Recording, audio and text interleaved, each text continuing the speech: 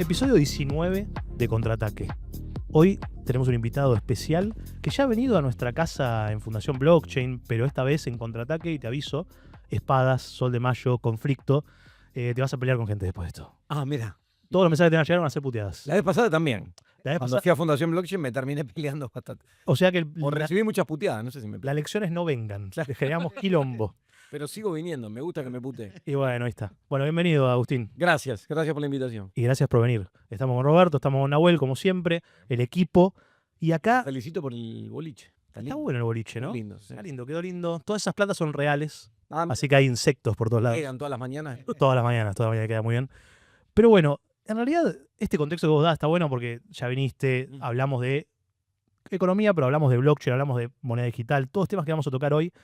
Pero quiero arrancar ya de entrada con algo más de coyuntura, Sí. y es, ¿cuál es el insulto más grave que puedes darle al presidente? No hace falta. No, Me pero... empezaron a ocurrir un montón. Claro. Si querés, tiralos.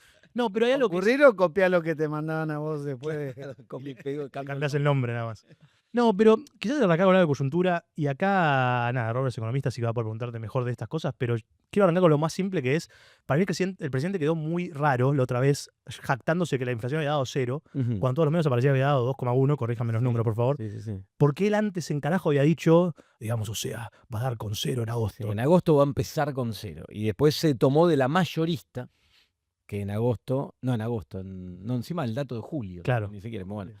Dio 0,8 y se tomó de eso en una manipulación de la estadística, porque él claramente que hablaba de la inflación minorista, que es la que nos afecta a todos. La inflación mayorista es una inflación, porque a veces te dicen que es la del supermercado mayorista. Es una inflación que se da como en los primeros eslabones de la cadena productiva, digamos, ¿no? La minorista es la que vos enfrentás en todos los precios de los servicios, los bienes y todo, cuando vas al supermercado, al almacén o te llega la factura de lo que sea. Y la mayorista se dan esos estratos, que no es una gran noticia, porque en realidad es un reflejo más de lo que está pasando en la industria. Que la industria está en una situación muy complicada, muy contractiva, a pesar de que el gobierno se jacta de que crecemos. El otro día un economista muy cercano a ellos me decía, somos el país que más crece en Latinoamérica. Bueno, el tema es meterte en ese índice. Y la industria es uno de los sectores que peor la está pasando, ¿no? El crecimiento se está dando en los sectores primarios, básicamente, agroexportador, la minería, la energía en general. Y la industria está pasando muy mal. Bueno, uno de los reflejos de que la actividad está muy mal en el sector industrial es que los precios mayoristas están en esa situación. Y él además se refería a la otra, con lo cual, bueno, nada, manipula, agarra el índice que le sirve, vieron que yo dije eso, el que está medio distraído dice, tenía razón, y juega con eso, qué sé yo. Para el juego comunicacional mediático hay que reconocer que a veces son buenos, porque estas cosas que uno dice, mirá lo que está haciendo, muchas veces penetran, y el que lo escucha del otro lado, medio distraído, o que está preocupado en lo suyo, en su día a día, en que no llega a fin de mes, que yo no está en estas discusiones de, che, ¿qué canasta mide un indicador o el otro? Entonces escucha y dice, bueno, sí, tenía razón el jabo, y chau, también pasa. Sí, pero parecería ser como que no logra marcar la agenda como lo hacía hace un tiempo, no logra poner el gobierno a la ofensiva como lo hacía hace un tiempo. La conferencia que dio esta semana fue muy criticada por distintos sectores, empresarios, periodísticos. Está medio complicado el gobierno. No sé qué análisis económico haces así rápido. Sí, rápidamente, pero rápidamente es que lo que empieza a pasar es que cuando vos no llegás a fin de mes, Ahí está. cuando la economía no acompaña, cuando abrís la heladera y la tenés vacía, cuando tenés que pedir prestado porque no llegás a cubrir los gastos, todo el discurso lindo, que no, que la casta, que esto, que el otro, que en algún momento pudo generar un atractivo, decís, bueno, basta, hermano, me cansé. Solucioname los temas, hace algo, digamos, o sea, viniste a decir, vamos a bajar impuestos, y yo le bajaste impuestos a los autos importados, a 2 o 3 megamillonarios, las RIC, qué sé yo, y después al ciudadano de a pie lo estás matando, los salarios están pisados, no hay paritaria, ajustan por abajo, no le bajaste impuestos a ninguna pyme, ni mucho menos, le abriste la importación, le generaste una situación donde hay un atraso cambiario que lo perjudica, el mercado interno recontra debilitado, no hay crédito, las familias están recontra endeudadas. Entonces, en ese escenario, y bueno, ya dejá de hablar de casta, dejá de todo muy simpático, que te hagas el loco y todo lo que antes parecía lindo, en un momento ya me empezó a hinchar las pelotas. Es como la corrupción, ¿viste? Que si a veces todo está bien y la economía está bárbaro, como pasaba en un momento al principio de los 90, venían y te decían, no, pero este tipo le regalaron una Ferrari, bueno, ¿qué me importa? Ahora, si yo no llego a fin de mes, la heladera, que todo, ya me importa la Ferrari, me importa el caso Libra, y me empiezo a prestar más atención a todas esas cosas. Sí, igual a mí me parece que hay algo más de fondo que también enoja mucho y es que que en realidad no tenemos una manipulación puntual como en este caso con el 0,8, sino que tenemos una manipulación elevada a la manipulación, porque ya los números que da el INDEC no reflejan la realidad de nadie. Y me parece que es momento de empezar a decir, el INDEC no está funcionando y es como un médico que viene al paciente y dice, estoy hirviendo, le pone el termómetro y dice, tenés 37, anda a tu casa y a los 2 días se muere. Y viene otro igual y otro igual. Y lo que no está funcionando es el termómetro ni el profesional que está usando el termómetro. Ahí sabés que el otro día, porque viste que hay una discusión que sabías, el gobierno trabajó en un nuevo IPC, índice de precios, con base en el 2017 para reemplazar al actual, que quedó muy viejo, la estructura de ponderación del índice, digamos, que es lo que refleja la canasta de bienes y consumos, que refleja ese valor, esos precios. Y en un momento se decidió no implementar, motivo por el cual voló del INDEC Marco Lavagna, ¿se acuerdan? Bueno, ahí hubo toda una discusión de por qué no se implementaba. Una de las cuestiones era porque este nuevo indicador que reflejaba mejor la realidad iba a tener más peso de servicios que de bienes, y eso, dado el aumento de las tarifas y todo lo que está pasando, iba a dar una inflación más alta que el gobierno no quiere. Entonces no quisieron sacar el índice. Marco Lavagna, enojado porque laburó técnicamente un montón en eso, dijo, bueno, me voy, y se fue. Bueno, la realidad es que el otro día miraba un gráfico de la fundación esta económica que dirige Mercedes Marcó del Pont, FIDE creo que se llama. Creo que sí. Bueno, miraba un gráfico que si vos tomás la evolución de los salarios del gobierno de Milei, y estaba dividido en sector público y sector privado, y la ajustás por el índice que hoy está usando el gobierno, el viejo, te daba una caída, ponele, del 23%. Si la ajustaras con el ejercicio teórico de que el índice fuera el 2017, el que el gobierno tendría que haber adoptado, te da como 40 de caída. Entonces digo, ahí tenés un tema que vos decís, la manipulación es, decidieron no tomar un índice que ya estaba elaborado técnicamente, perfecto, había pasado todos los filtros, estaba para implementar. ¿Por qué? Porque les da peor, porque les da que los salarios cayeron más, que el poder adquisitivo se deterioró más. Bueno, ahí hay un tema también, más allá de esto de usar la mayorista, qué sé yo, ahí hay otro tema. Ahí me hace pie. Perdón, Sí. pensemos que es, porque uno lo dice número 23, 40, dice 20 puntos, es que es mucho, pero en realidad es un 80% más de caída. Sí, es una locura, en términos del bolsillo de poder adquisitivo es una locura. Ahí me hace un pie para ser más certero, que es, si vos tenés que decir en la economía de Milei, en el país de Milei, ¿quiénes fueron los mayores ganadores y quiénes los más perdedores? Sí, no, los mayores ganadores, el capital concentrado, digamos que tiene que ver, el sistema financiero es uno de los que está dando crecimiento, la minería, el sector agropecuario, bueno, alguna industria vinculada con lo agropecuario también, que no es perjudicada por importaciones, ahí hay un tema, pero alguna. La energía, ¿no? Digo, hoy hay temas vinculados al combustible, vaca muerta, todos esos sectores. Ahora, después, lo que tiene que ver con el mercado interno, con el comercio, la industria, la construcción, están pasando un momento muy malo. El problema es que estos sectores que te acabo de nombrar, industria, construcción, comercio, son los principales generadores de empleo, generadores de mano de obra, creadores de mano de obra. Entonces, ahí tenés un gran problema, que es que estos otros sectores no logran, por más crecimiento que tengan, generar la mano de obra que dejan afuera los otros. De hecho, lo hemos charlado acá, perdieron empleo. Claro. Esos sectores crecen como actividad económica, pero Claro. pierden en la generación de empleo. Y ahí es donde el gobierno te corre contradicción enorme. Bueno, pero mirá la generación de dólares, te dice, ¿no? Y te corren en la época nuestra, digo, me dicen a mí, porque estuve en el Banco Central en el peor momento, producto de la sequía también, hay que decir todo. Guerra, sequía. Claro, todo, en el peor momento del ingreso de dólares, que es una realidad. Entonces te dicen, mira ahora el ingreso de dólares, y te corren es como que hubiéramos puesto un segundo piso al campo, porque ahora el ingreso está como si fueran 2 campos, y qué sé yo. Bueno, está bien, ahora ese ingreso de dólares es una realidad, te puede ayudar en términos de restricción externa, que era un gran problema siempre histórico de la Argentina. Vamos a ver cómo sigue de acá en adelante, pero por ahora eso es una realidad. Ahora, ¿dónde tenés generación de empleo atrás de eso? ¿Qué estás haciendo para la distribución del ingreso? Porque esa generación de dólares, digamos, así como está, queda en muy pocas manos, o los beneficios que das a través del RIGI a los que vienen a importar, y esos dólares como entran, salen.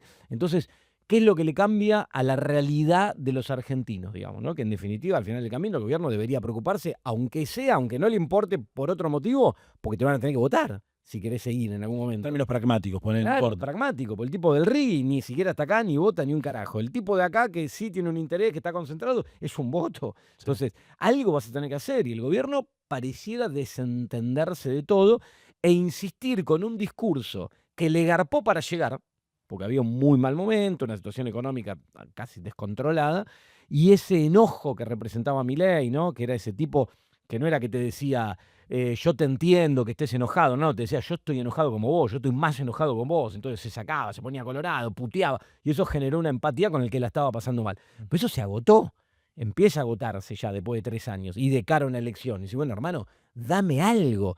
¿Qué estás haciendo por nosotros? ¿Qué estás haciendo por la gente, por la distribución? No, el Estado no tiene que hacer nada, tiene que desaparecer. Y la obra pública, las rutas, tiene unos pozos así, estoy rompiendo el auto cada vez que paso.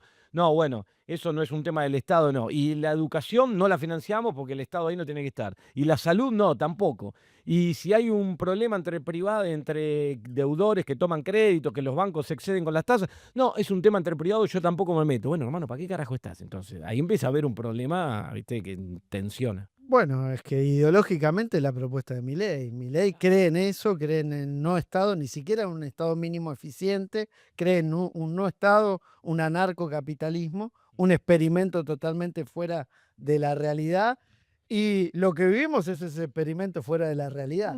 Y lo vimos en todo, porque volvemos a la discusión de Manuel Belgrano. No vendamos lana, vendamos los ponchos. Porque Claro. vendemos la lana y compramos los ponchos a Inglaterra. O sea, trazamos 200 años con este modelo donde había una anarquía propia de una revolución que nos había dado la independencia. Sí, disculpa, y con eso, al principio arrancaron con el discurso, ¿viste? Cuando se abrieron las plataformas estas de China, ¿no? Que todo el mundo decía, mirá, me traigo pizza Temu, barata, Shein. claro, todas estas, Temu, Shein, me traigo cosas baratas, qué sé yo. Y entonces te decía, mirá, con esta liberación hicimos que la gente pueda comprar cosas más baratas, qué sé yo. Bueno, sí, pero eso después tiene un correlato en el impacto en la industria nacional, pérdida de empleo que hay por adquisitivo. Entonces, eso que es tan barato tampoco mucho vas a poder hacer. Bueno, en un momento empieza a darse cuenta. Entonces, el que estaba contento porque, che, ahora me puedo comprar este par de anteojos mucho más barato de lo que compraba, te dicen, ahora no tengo laburo. Entonces ya no lo puedo comprar ni que me lo vendan a $1 este par de anteojos. Ahí hay algo que me interesa mucho y lo venimos hablando siempre, y me quiero poner en el rol, que lo hago mucho con Robert, que es cuando tengo un economista de enfrente, me gusta ponerme en el rol de la versión más estúpida de yo mismo. Así nos reputeamos, Que hay pero que ver- antes que sean ustedes, estamos discutiendo por esto que va a plantear. Bueno, hay que ver si la versión más Aún estúpida... más estúpida que un economista. Que ya es Bueno, eso lo dijiste vos, no lo dije yo, así que agarrate vos con tu colega, loco. Pero mi punto es, quizás no es tan lejos mi versión más estúpida de la realidad. Cuando te plantees, no saltes. a ver. Bueno, acá el más estúpido es el que está haciendo él porque estás hablando muy lejos del micrófono, loco. Pero eso pasa. Ponete en profesional. No, pero mi punto cuál es. Estoy disfrutando la charla. Hay una cosa que son los argumentos de sentido común. Que no Sí. sé, uno estudia en ciencias sociales y te dicen no son peligrosos, pero son poderosos, peligrosos pero poderosos. Y dominan también el discurso político en campaña. Y lo que vos todo mencionabas, me parece, estoy de acuerdo en términos de posicionamiento y entiendo las justificaciones, pero después yo pienso, che, acá en este país hace mucho que, por ejemplo, la industria de los servicios es una que emplea mucha gente. Ujú. Y cada vez más en el mundo, Ujú. por la automatización, muchas otras cosas que luego hablaremos. Entonces mi pregunta es, alguien que no está directamente relacionado, indirectamente sí, pero directamente relacionado a la producción de un bien, Ujú. y ve que esa industria está perdiendo laburo, pero en realidad lo que ve es que ahora puede comprarse una remera por 5 lucas en Shein en vez de 30, 20 en un lugar local que vendía también de China y le ponía un sobreprecio o lo producía localmente. ¿Cómo le decís a ese tipo, no, pará, está mal todo esto, hay un problema acá? Porque si el tipo te dice, pero yo compro más barato ahora, yo con lo que mismo que gano de sueldo, devaluado, todo lo que quieras, puedo comprar más bienes chinos baratos Sí. que en el pasado el problema era calidad peor. Sí. Ya no es más el caso. Ahí se juntan varios factores, digamos. Primero, que es cierto, parte del argumento que algunos del gobierno dicen, y que es cierto, que en particular, por ejemplo, este es el sector textil, que estamos hablando de eso, tenía muchos comportamientos abusivos en el pasado. Y eso es verdad, digamos. Tenían mucha concentración de mercado y fijaban precio y fijaban lo que quería. Yo te digo porque lo viví, por ejemplo, estando en el Banco Central, cada mes que te llegaba el índice de precio, veía la apertura, veía textil y me daban ganas de ir a agarrar a los tiros a los textiles, que decía, hijos de puta, ¿cómo puede ser que no había ningún justificativo macroeconómico para que estuviera pasando lo que estaba pasando? Pero perdón, ¿es porque sus ganancias querían que sean muy altas? ¿Era Claro, solamente sí, eso? era un sector muy concentrado que tenía unos márgenes de retorno increíbles. Era el y- pescar en la pecera, digamos. Claro, pesaba en la cierto. tercera, claro. Bueno, con algunos sectores pasó también lo que vemos ahora con el sector de neumáticos, ¿no? Que es todo un quilombo, un debate por FAT, el cierre. Entonces, también hay otra realidad, digamos, que con cierto proteccionismo los tipos se abusaban. Eso, parte de eso hay, que es parte de los errores que hay que reconocer del pasado. Pero digo, cuando uno dice, che, si vos protegés mucho en la industria y a su vez no lo regulás, no lo controlás, tienen comportamiento abusivo, eso te perjudica, aprendamos de eso y vemos cómo lo manejamos, pero no. como consecuencia de eso, vámonos al otro extremo y entonces que entre todo a 2 mangos. Porque el tema de China, más allá de la cuestión cambiaria, de que si Argentina tiene más atrasado o no el tipo de cambio, que lo tiene, no tanto por intervención artificial, un poco sí, porque sigue habiendo cepo a las empresas, pero lo tiene porque este ingreso de dólares que hablábamos recién, de la energía y todo, te hace que esté un poco más planchado, entonces que tengas inflación en dólares, porque la inflación está creciendo por arriba de lo que se mueve el dólar, entonces tenés inflación en dólares, te hace más caro internacionalmente, menos competitivo. Tenés quilombos de infraestructura, por esto que te digo, las rutas destrozadas, el sistema ferroviario venido abajo, no se invierte, entonces todo eso te pega en la logística, te hace mucho más caro la distribución. Y después tenés temas de escala, por ejemplo, con los cuales no podés competir. O sea, con China, ¿cómo vas a competir con la cantidad de que son los tipos y los tamaños que tienen las industrias en escala? Entonces digo, ahí lo que nosotros observamos que es cierto de comportamientos abusivos que había que ver cómo controlar de alguna manera y evitar que ocurran, no te puede conducir a este libre albedrío y este anarcocapitalismo, como decía Roberto, que entonces, bueno, vale todo y no voy a poder competir con otro y destruyo a las industrias, cierran, no van a volver a abrir, despiden gente que no van a volver a tomar. Bueno, tiene que haber un equilibrio ahí, digo. Lo mismo con los planes de infraestructura. No, como se choreó con la obra pública y qué sé yo, que todo esto, entonces listo, el Estado se corre, no hace más nada y no se puede transitar por la ruta. No, hermano, tiene que haber un esquema donde el Estado, como en la mayoría de los lugares del mundo, en casi todos, hace lo que tiene que hacer con la obra pública, bien hecho, la mantiene, la sostiene, porque eso es parte de tu infraestructura y de tu crecimiento y tu desarrollo económico. Entonces, bueno, ahí hay que estar. Entonces, hay parte de las cuestiones esas que funcionaban, que hay que abordarlas, que funcionaban mal, perdón, y que hay que abordarlas, pero no de la forma en la que está haciendo este gobierno, porque empezás a entrar en un círculo vicioso del cual después no salís. Porque, digamos, la caída del poder adquisitivo, te cae el ingreso disponible que le llamamos los economistas, que es lo que está pasando ahora, que tiene que ver no solo con los precios, con los salarios, sino con que te aumentan las tarifas, ¿sí? Entonces todo eso hace que tu ingreso disponible sea cada vez más chico. No hay crédito, las tasas están en las nubes porque no controlás, no regulás, entonces una plataforma digital, no vamos a dar marcas, de la más grande, te da préstamos a 1.300, 1.400% de costo financiero anual, y qué sé yo. Es una locura total, nadie lo regula porque los tipos dicen que es un acuerdo entre privados, aunque el Banco Central tiene la facultad para hacerlo, pero no lo hace. Y además hay otra cosa curiosa. En la reforma de la Carta Orgánica que plantea el gobierno, que ahora la va a llevar al Congreso, de la Carta Orgánica del Banco Central, que modifican varias cosas, el artículo que permite que el Banco Central regule en el mercado de crédito, fijando tasas, todo, no lo cambian, no lo modifican. O sea, lo sostienen. O sea, en la forma lo sostienen, pero después en el discurso te dicen, no, estos son acuerdos entre privados, nosotros no vamos a hacer nada, acá nadie tiene que hacer nada. Bueno, entonces existen esos comportamientos abusivos donde el acuerdo entre privados, entre un tipo que se acaba de quedar sin laburo, que tiene la familia, que no le puede dar de morfar, y el dueño de una plataforma digital, y es un acuerdo entre privados un poquito asimétrico. Entonces ahí alguien tiene que hacer algo, el Banco Central tiene la potestad de hacerlo. Pero bueno, así como eso, un montón de cosas. Ahora se me vino a la cabeza, pero si no, no paro de hablar. Te voy a decir algo vinculado con el consumo y lo que está pasando. Dale.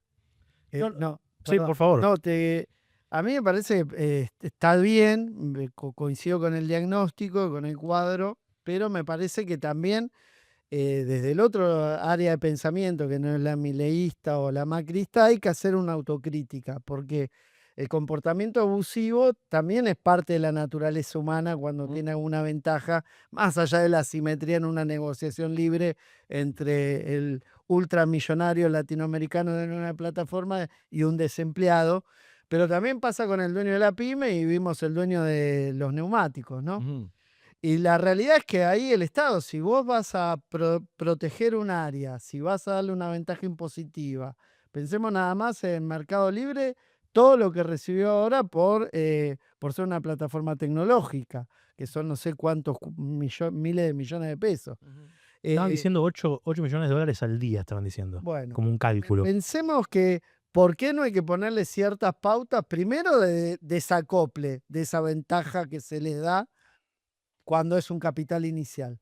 Y después también que tenga que tener una contrapropuesta de elevar su calidad y su competitividad a nivel internacional, porque si no siempre el Estado, que finalmente somos todos con nuestros impuestos, apalancamos para que sean grandes empresas, cuando son grandes empresas se van a vivir al Uruguay y diversifican su cartera en otros países sin hacer ningún aporte acá. Como puedes ver, acá no nos preocupa nombrar marcas porque Galpeta nunca va a poner un mango acá.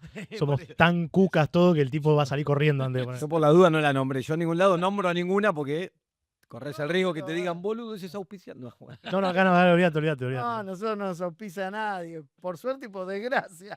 No, solamente Northrop Nos Grumman, falta repasar Walao. los fabricantes de armas nada más nosotros. No, espadas. todo autofondeado. También Una vez me ahora sí lo pasó en un queremos. medio, que no voy a decir cuál ni qué marca, pero en un medio que hacía la pasada puteando, nombré una marca y después me dijeron, lástima que justo ese auspiciante no es. Bueno, ¿qué querés que haga? Me hubiera Cortalo, claro. más en la lista antes. Y sí, no. Acá. Hay un esquema, me parece que si yo tuviese que pensar en los planes quinquenales chinos Sí. y pensar también en la contraprestación y los estándares de evolución en cuanto a marco de eficiencia, calidad que tienen esos planes quinquenales con las Ujú. propias empresas, me parece que hay una autocrítica que hay que hacer en Argentina. Sí, Nosotros tenemos claramente. territorios especiales, programas especiales, y la contraprestación nunca llega, o el Estado no tiene la capacidad para hacer que eso llegue. Pero Sí. pará, ¿podemos ponerlo en términos simples? O sea, vos estás diciendo, che, vos tenés un Estado que puede llegar a empujar un poco unos sectores, a beneficiarlos, y después esos sectores no hacen un carajo para devolverle a la sociedad que lo está financiando con sus impuestos, básicamente. Es que siguen haciendo siempre lo mismo. Entonces pasa lo que Nos acá cagan, escribía nos vos. cagan. Haces una remera, haces siempre la misma remera y la pagás como si fuera la última remera a nivel Nos están global. cagando, básicamente. Y sí, te están cagando, porque no hay otra manera de pensarlo. La Eh, realidad es que lo que hay que decir, mirá, si vos vas a tener una computadora y acá lo único que vas a hacer es meterla en la caja y ponerle un tergopor para que no se golpee en la entrega, y en 5 años tenés que hacer otra cosa, y Sí, en 10 años tenés que pero, hacer ¿Cómo nos metemos en ese negocio? Porque es muy fácil. otra cosa. Así. Pero ahí, Bueno, te salen es lo con que el tema, pasa. ahí te salen con el tema de la carga impositiva que tiene la Argentina, ¿no? Ujú. Siempre te devuelven por el otro lado. Es cierto, es verdad. ¿Milei avanzó sobre bajar algún tipo de carga? No, los que bajó son todos impuestos muy de sectores concentrados, como te digo, por ejemplo, el impuesto a autos importados de alta gama, impuestos a algunas empresas grandes, pero después al consumidor final, el IVA, los impuestos de débito y crédito bancario, los impuestos que afectan a la actividad del consumidor ¿A la pyme? o la pyme, nada, no tocó nada. Justo. Nada, ningún impuesto. Entonces ahí está ahorcado. Entonces el tipo pyme te dice, escúchame, me abrí la importación, tengo el tipo de cambio atrasado y me hago más caro, tengo un quilombo, como decía recién, de logística, de infraestructura, que no me tengo los salarios altísimos en dólares, no me bajaste ningún impuesto. Y bueno, hermano, ¿cómo querés que haga? El otro Cierto. día salió un video que se viralizó de un empresario explicándole a los trabajadores que cerraba, Ujú. no me acuerdo exacto qué sector era. No, pero ya hay varios. Tati Filan era un jugador de rugby. Claro, pero no me acuerdo el sector de la empresa. Textil, hacía ropa para... Ahí está. nada. Bueno, y explicando por qué cerraba. Bueno, eso es una realidad, es un reflejo de la realidad, de lo que está pasando, y ahí van a empezar a caer. El tema que después recomponer todo ese entramado productivo lleva muchísimo tiempo. Y pasó hace poco, hace nada, en los 90. Claro. Digamos, terminó el entramado productivo nacional destruido, y después te lleva un montón de tiempo levantar eso. Y Digamos, nos no es de costó un una día década para y media Bueno, volver a hacer algo. había un contexto internacional. Esto nos mete un poco en el contexto internacional. Después volvemos al nacional Sí. y a las cuestiones domésticas. Sí. Había un contexto internacional de los 90 con unas características. Este contexto, una guerra comercial entre China y Estados Unidos, una Europa disminuida y en guerra, Oriente Medio también, y China financiando muchas industrias para poder meterse en distintos mercados del mundo. Y un Estados Unidos, un Milei alineado con Estados Unidos a rajatabla. ¿Cómo se inserta Argentina de acá para adelante? Claro, por eso ahí tenés que pensar una inserción inteligente, estratégica, que yo veo que el gobierno no la está pensando. Lo único que está haciendo es permitir que te coman sectores. Recién hablábamos del textil, autos, por ejemplo. Argentina en Latinoamérica es uno de los principales mercados de producción de autos. Tenemos automotrices que muy pocos países de Latinoamérica tienen. Hoy la cantidad de autos chinos que están entrando, digamos, de las marcas principales chinas, y entran y bueno, y Y son buenos. Es imposible competir con eso. Y son buenos porque ya no es como antes, que Claro. el chino es barato, pero La berreta, sí. chino. Todo berreta. Hoy el chino es barato, es más barato que el otro y es espectacular. Ujú. Bueno, entonces ahí tenés un tema. La inserción internacional argentina tiene que pensarse bien en cómo haces para, con tus ventajas comparativas, que tiene que ver con la tierra, bueno, todo el tema este de tierras raras también ahora que está dando vuelta, el litio, la energía, nuestro sector agropecuario, cómo haces para todo eso generarle valor a todo eso y empezar a insertarte con valor agregado en el mundo para generar mano de obra, digamos, para meterle tecnología a eso, porque un poco lo que decía vos de Manuel Belgrano, ¿no? Digo, si sacamos los granos y seguimos repartiendo granos y después compramos todos los productos terminados, bueno, somos muy boludos. Entonces, ahí es donde hay que ponerse, pero para eso tenés que hacer un plan de infraestructura, tenés que pensar inteligentemente cómo financiarlo en un mundo como el actual, con organismos internacionales, o sea, porque es importantísimo tener una infraestructura funcionando, si no con todo este deterioro que estamos teniendo es imposible. Y después, estratégicamente, ir insertándote en todos estos nichos que acabo de nombrar y generar valor de manera inteligente, estratégica, con marketing, con una marca argentina, insertarte en el mundo, hacer misiones comerciales, trabajar acá, meterle mucha tecnología. Bueno, yo veo que nada de eso está ocurriendo. Y guarda, tampoco ocurría en el pasado, no es que digo, ¿no? Porque no es la receta, volvamos, porque gran parte de que terminemos en esto, porque todo eso no ocurrió. Bueno, pero al final del gobierno anterior se ingresó a los BRICS. Sí, Me parece un caso. punto interesante en eso de jugar con distintos sectores. digamos. sí, sí. Hoy hay medio una brújula perdida en ese sentido, porque, viste, no sabes, porque también empieza a primar el pragmatismo. Entonces Milei va, se abraza a Trump y qué sé yo, putea a China porque son comunistas, pero después se integra de alguna manera. Claro, usa el swap y entra a los autos, no es que se cierra con China. Entonces, hay una cosa ahí medio rara que yo veo que no es inteligente. Digamos, es una cuestión muy de ir, ¿viste? Yo creo que Milei tiene en su cabeza esa idea de transformarse en un líder de la derecha internacional, ¿no? Que trasciende a Argentina, qué sé yo. Entonces hace esas cosas raras como ir a Brasil y recontraputear al presidente, y vos decís, es tu principal socio comercial. Rarísimo. Pero me parece que él está jugando en esa película, ¿no? En que va a tener ese rol. Y parece que el modelo primariza la economía y Argentina no sé si agota su fuerza laboral solamente con una economía primaria. No, ni de cerca, no, ni de cerca. Entonces esos bolsones de desocupado y pobreza que va a haber. Y además hay otra cosa, y volvemos al contexto internacional y vos hablabas de la tecnología, que hoy, en ese sentido, el contexto internacional también hay que estar muy atento. ¿Por qué? Porque la inteligencia artificial, la robótica y todo esto, también se empieza a comer puesto de trabajo en todos lados, en el mundo desarrollado. O sea, imagínate acá. Y acá yo veo que tanto la política como la sociedad en general, ¿no? Salvo algunos que estamos más en algunos mundillos dando vuelta y metiéndonos, está muy ajena a todo eso. No está viendo lo que viene. Digo, vos hacés un seguimiento de lo que está pasando en el mundo en materia de inteligencia artificial, ¿no? Que yo, como me interesa, tengo algunos podcasts o estas cosas, viste, que te van actualizando 1 o 2 veces por semana de las novedades. Es impresionante la velocidad a la que todo eso cambia. Y yo veo que acá nadie, digamos, no, ni en adopción, ni en regulación, ni en cómo utilizarlo. Entonces, cuidado, porque eso en algún momento te va a pasar por arriba. Y Sí. ese contexto internacional tecnológico en materia de generación de empleo te va a liquidar. Mira, ¿Cómo vas a hacer para sostener esos bolsones? Eso ya nos pasó en realidad. Parte de los problemas que tuvimos en la década del 80 y los 90 y de arrastre de mi punto de vista hasta ahora mismo tiene que ver con que nosotros nos perdimos el tren de la tercera revolución industrial que se dio a mediados de los 70, que fue la de microchip y la biotecnología. Y mientras el mundo saltó a esa nueva tecnología y adoptó la personal computer, nosotros estábamos todavía con la dictadura, con el derramamiento de sangre en las Sí. calles, y nos perdimos esa discusión que la venimos a recuperar recién a principios de los 2000, fines de los 90, principios de los 2000. Hoy en día un poco estamos en esa secuencia con la gravedad, primero que Milei no piensa en los conurbanos. Esa es una cuestión. Y todas estas economías de intensidad laboral son de los conurbanos. Después no piensan tampoco en una inserción estratégica, piensan en un alineamiento según los condicionamientos de Estados Unidos, como si no fuese un país soberano, sino que fuese una colonia. Con lo cual, defender una industria como la automotriz, que es históricamente uno de los puntales de absorción de nuevas tecnologías a la rama productiva, es una oportunidad que también nos estamos perdiendo.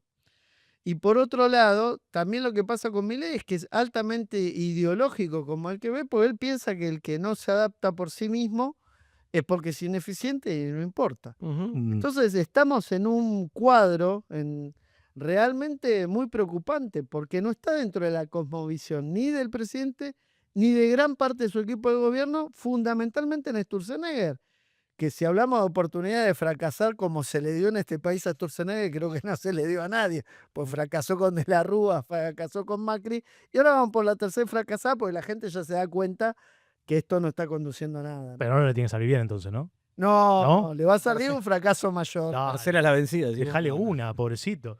Hay una No, cosa- y aparte vino pifiando últimamente. El otro día se mandó una cagada ahí con el puerto que estuvo parado un par de Sí. días. Está tecleando ahí. Sí. Igual siempre está el run run de que lo van a echar y nunca lo echan, hijo de puta. O sea, siempre se Sí, sí, mantiene. sí, sí, sí. No sé cómo hace, loco. Creo que uno se manda la mitad de esas cagadas y ya está desempleado hace 10 años, pero este hijo de puta sigue estando. Che, hay una cuestión ahí. Me parece muy importante al decir algo que no se dice realmente. Y es, en la Argentina mucha gente labura en el sector de servicios. Ujú. Si vos laburás haciendo un Excel, administrando algo en una empresa o simplemente dando un servicio directo, atención al cliente, lo que sea, tu laburo va a ser muy fácil de automatizar. Ujú. Y no es un problema argentino, es un problema internacional. Claro, Es el que tiene menor costo de automatizar y además, a diferencia de otras revoluciones industriales que quizás requerían más inversión para poder efectuar esos cambios, esta requiere una inversión muy baja, la barrera de entrada es bajísima. Y yo lo que veo ahí es que Milei siempre termina hablando de los acuerdos en privados, es un yihadista del mercado libre, entonces, carajo podemos hacer desde el otro lado? ¿Cómo podemos hacer una propuesta? ¿Cómo puedo decir algo que ataque a esa ansiedad existencial de, che, me voy a quedar sin laburo, no porque soy malo, no porque hago la cosa mal, no porque no estoy educado, sino simplemente porque hay algo que viene que me puede reemplazar? ¿Cuál es la propuesta detrás de eso que podemos Y atacar? ahí donde más te impacta, además, es en los más jóvenes, porque son las nuevas generaciones, los puestos junior de trabajo.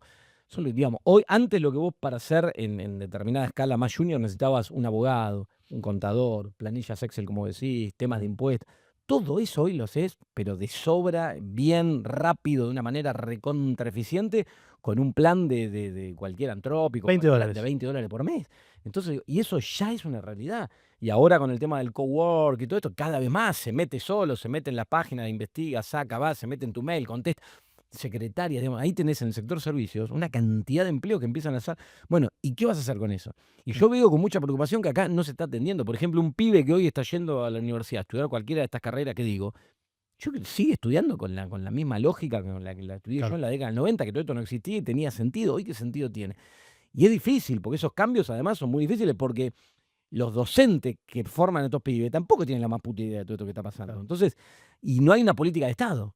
No hay una política de Estado vinculado con eso. Entonces, es muy complejo. Ahora, si te quedás así pasivo como estamos, esto te pasa por arriba, pero mal. Bueno, por eso desde la Fundación Blockchain Argentina trabajamos en la difusión de tecnología, en la formación Ahí de di el docentes pie para el chivo. y Increíble, ¿eh? universidades, Juega. justamente para que se acerquen a estas nuevas tecnologías, a las implementaciones, no solamente en procesos, sino en las implementaciones académicas, que hay un montón de trabajo para hacer porque es el mundo que se viene. La Ciudad de Buenos Aires esta semana autorizó ya los autos sin conductor Ujú. y también la Claro. prueba piloto para los deliveries sin conductor.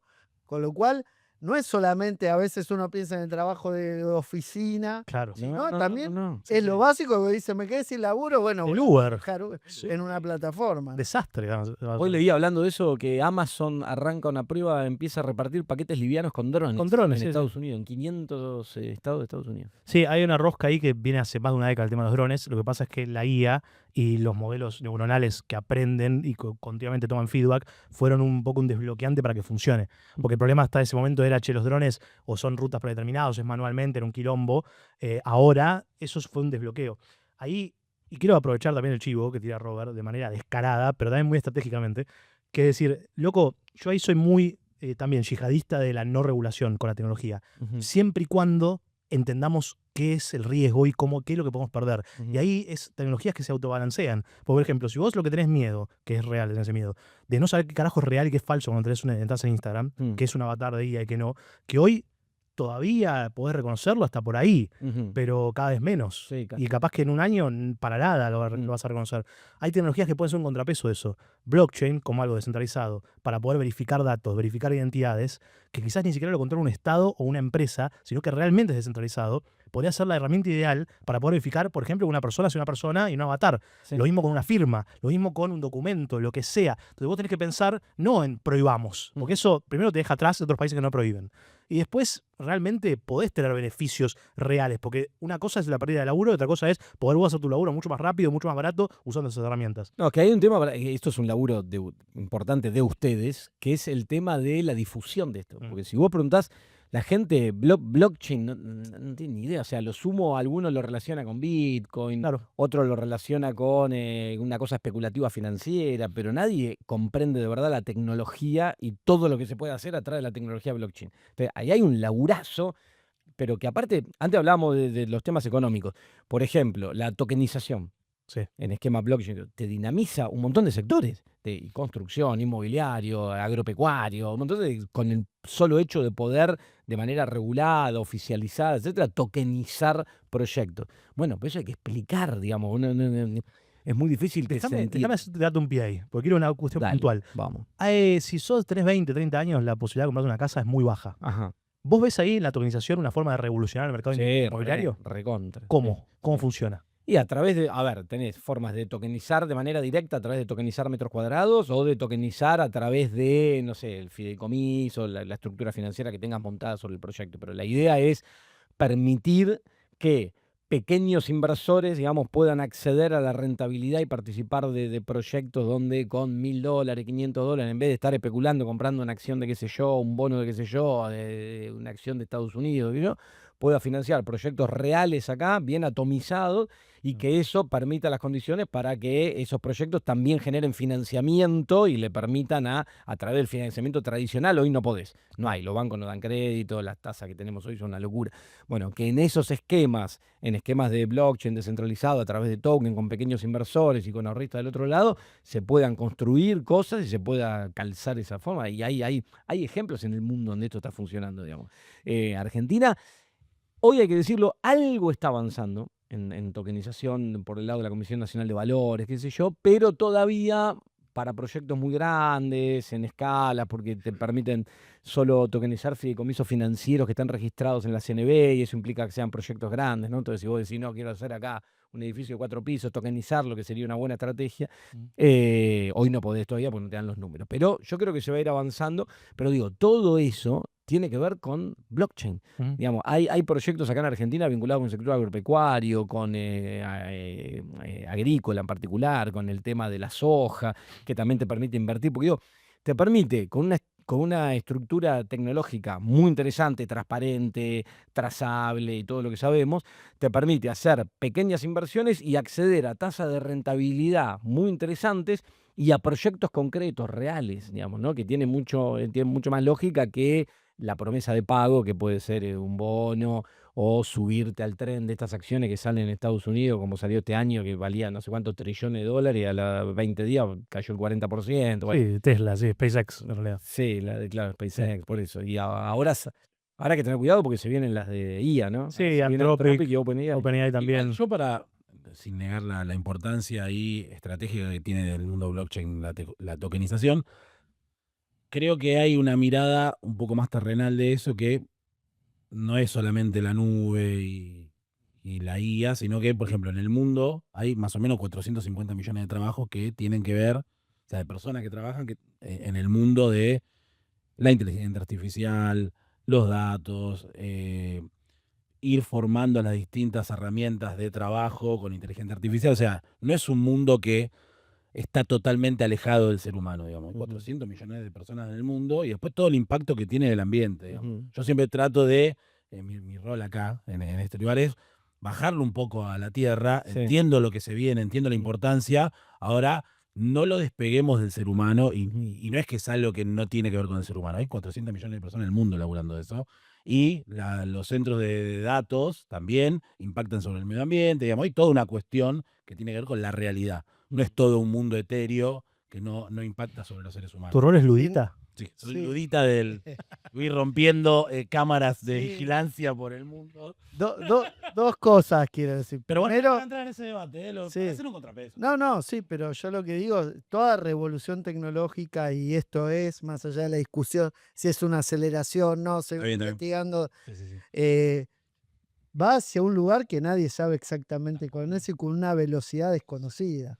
Por eso ese vértigo es eso lo que estamos viviendo. 100%. Y el ser humano siempre es el centro, porque finalmente todos somos seres humanos. Los que crean, los que no crean, los que son usuarios, los que no son usuarios. Y por otro lado, digo, hay una frase que dice, toda publicidad, aunque sea mala, es buena publicidad mientras hablen de vos. Y en el caso acá de blockchain tenemos el mejor caso que fue Libra, ¿no? ¿Cuál es tu punto de vista de Libra Una y locura. Milei? Una ¿Tenés locura. alguna Una locura concepción que formada? Sí, a ver, que eso fue una estafa, está clarísimo, ¿no? Digo, sacó un token que no tenía nada, que era una meme coin, digamos, una shitcoin, si querés, y que se pampeó y a los 10 minutos no valía nada. Lo grave acá que se meta un presidente de la nación, desde su rol institucional de presidente de la nación, con un argumento falaz, además, que era que estaba promocionando un proyecto que tenía que ver con la inversión para las pymes, que nunca se explicó en por qué ese token iba a tener algún efecto sobre la pyme. Y que a él nunca le importó eso tampoco. No, tampoco. Por eso digo, más allá de después de las investigaciones, que si la wallet de este pibe David disparó en ese momento, qué sé yo, no me metí tanto a seguir eso. Hay algunos que sí, no sé, o Alconada Mon, qué sé yo. Pero digo, más allá de esas investigaciones, lo que sí quedó claro que fue un token, que lo pampeaste, que lo subiste ahí arriba, que lo pinchaste, que en el medio hubo un montón, que ganaron un montón de guita en ese movimiento y que el presidente de la nación estuvo involucrado. O sea, por complicidad, porque le dijeron, che, mirá, vamos a hacer esto y nos repartimos y fue cómplice, o porque no entendía qué carajo estaba pasando y le dijeron, mirá, vos salí con esto, y salió y lo tiró y no entendió ni la importancia, porque aparte estamos hablando de un tipo que mete, no sé, 550 tweets por día. Bueno, es un tema complejo, a las 3 de la mañana, Claro. es raro. Pero bueno, más allá de eso, digo, alguna cosa de esas ocurrió, pero es gravísimo el hecho. Sí. Digamos, cualquiera de las dos cosas son graves. O por complicidad o porque no entendés nada. Es grave que en el rol en el que estás te metas en esa situación. Muchos lo definieron muy simple que eso. ¿El presidente es chorro o es boludo? Claro. No sé qué es peor. Claro. Porque uno quiere al menos que el presidente no sea boludo. Su argumentación, pero Es que es boludo. desde un punto de vista más legal, cuando dio la famosa charla con Jonathan Viale, fue soy un boludo. Claro, básicamente. Fue como salir corriendo, claro, yo también. Sí. Te entras a tu casa y te encuentras una pila de ciudad. No, soy un boludo. Vino Lo alguien encontré, sí. y me pidió guardarla acá. Que cuando Bueno, un boludo altamente eficiente, porque tratarse de 257 millones de dólares en una hora y media, Sí. No era tan otra boludo. persona No era tan puede boludo. decir- Bueno. Pero justamente ese desconocimiento de lo que hablabas antes, ese conocimiento también viene de que no se comunica esto. El Claro. presidente era un tipo que entró en la campaña con una visión que parecía ser pro cripto y pro Sí. Web3 y pro economía, nuevas economías y nuevas finanzas, por decirlo de una forma. Para los que ya estaban en ese mundo, estaban muy entusiasmados por la lógica narcocapitalista que domina el mundo cripto, y después resulta que no le dio mucha pelota y que además los estafó a los Sí. mismos que lo amaban por eso. Y además nunca fue, o sea, él por su discurso anarcocapitalista y yo, que gran parte de los actores de ese sector lo veían como con buenos ojos, pero nunca fue vinculado a esos sectores de tecnología y de blockchain y de todas estas cosas, no entiende nada, nunca entendió nada, nunca se interiorizó mucho porque no le presta atención. Digo, él es un tipo que tiene en la cabeza la doctrina de esos 4 o 5 libros de la escuela de austríaca y qué sé yo, que estudió y sigue con eso, Rothbard y qué sé yo, pero nunca se involucró en estas cosas. Entonces, de hecho, bueno, durante la campaña en el 2023, Mm. yo era director de Banco Central, hemos tenido una entrevista con ustedes, donde planteamos algo que fue en su momento la idea de una moneda digital argentina, un peso digital argentino, que tenía que ver con la emisión de una moneda sobre blockchain, digitalizada, que permitiera Mm. pagos digitales y qué sé yo. Bueno, esa discusión en su momento la tuve con algunos de los actores principales del esquema de Javier Milei y estaban completamente en pelotas. No es que estaban en desacuerdo. Enseguida me corrían con, vos porque te gusta el comunismo y querés controlar todo. Entonces, no, flaco, no, ¿sabés de qué te estoy hablando? De una red descentralizada. ¿No? Y esquivaban con otra cosa porque no Claro. entienden el tema, no saben ni de qué se trata. Bueno, pero había como un emparentamiento de esos sectores con la lógica anarcocapitalista. Adorni sabe mucho de Bitcoin. Sí. Uno de los inversores más exitosos. De hecho, ha comprado y ha guardado un pendrive. Bueno, Otro que fue altamente eficiente. pero sí, lo hemos mencionado muchas veces, pero Adorni en el contexto donde dijo que compró en el momento, dijo que compró, lo haría uno de los inversores más exitosos del país. No, olvidate. Hay del solo mundo, otros, del mundo. pero digo, hay otros que son más exitosos en el país, pero esos tipos son reconocidos Sí, en sí, el ambiente sí, cripto sí, sí. por haber sido early adopters. No hay tantos que hayan puesto 200 lucas vivas No, en ese momento. no, Ese nivel de no. confianza ni los early adopters lo tenían. No, en ese momento no. capaz que no iba a llegar a 120. Él tenía el pendrive guardado, pero iba, hacía una columnita, laburaba Y bueno. mango en una radio, se levantaba, iba. Tenía el pendrive ahí. que El hacer un día que asado sea en el funcional, piso. pues lo saco, dijo. Bueno, respetable. Che, yo vuelvo a la economía local. Sí. Y ahí tengo dos preguntas, creo que bastante relacionadas. Una es, ¿hay realmente superávit fiscal? Mm. Y después, atado a eso, que creo que tiene algo que ver, ¿qué pasa con la deuda argentina? ¿Está bajando, está subiendo? Creo que estos días salió un informe de que este mes bajó. Bueno, me gustaría, entre esas dos preguntas, hacer Sí. una respuesta. Ahí tenés dos ¿Cómo cosas. viene eso? Una con el superávit fiscal, hay dos cosas, digamos.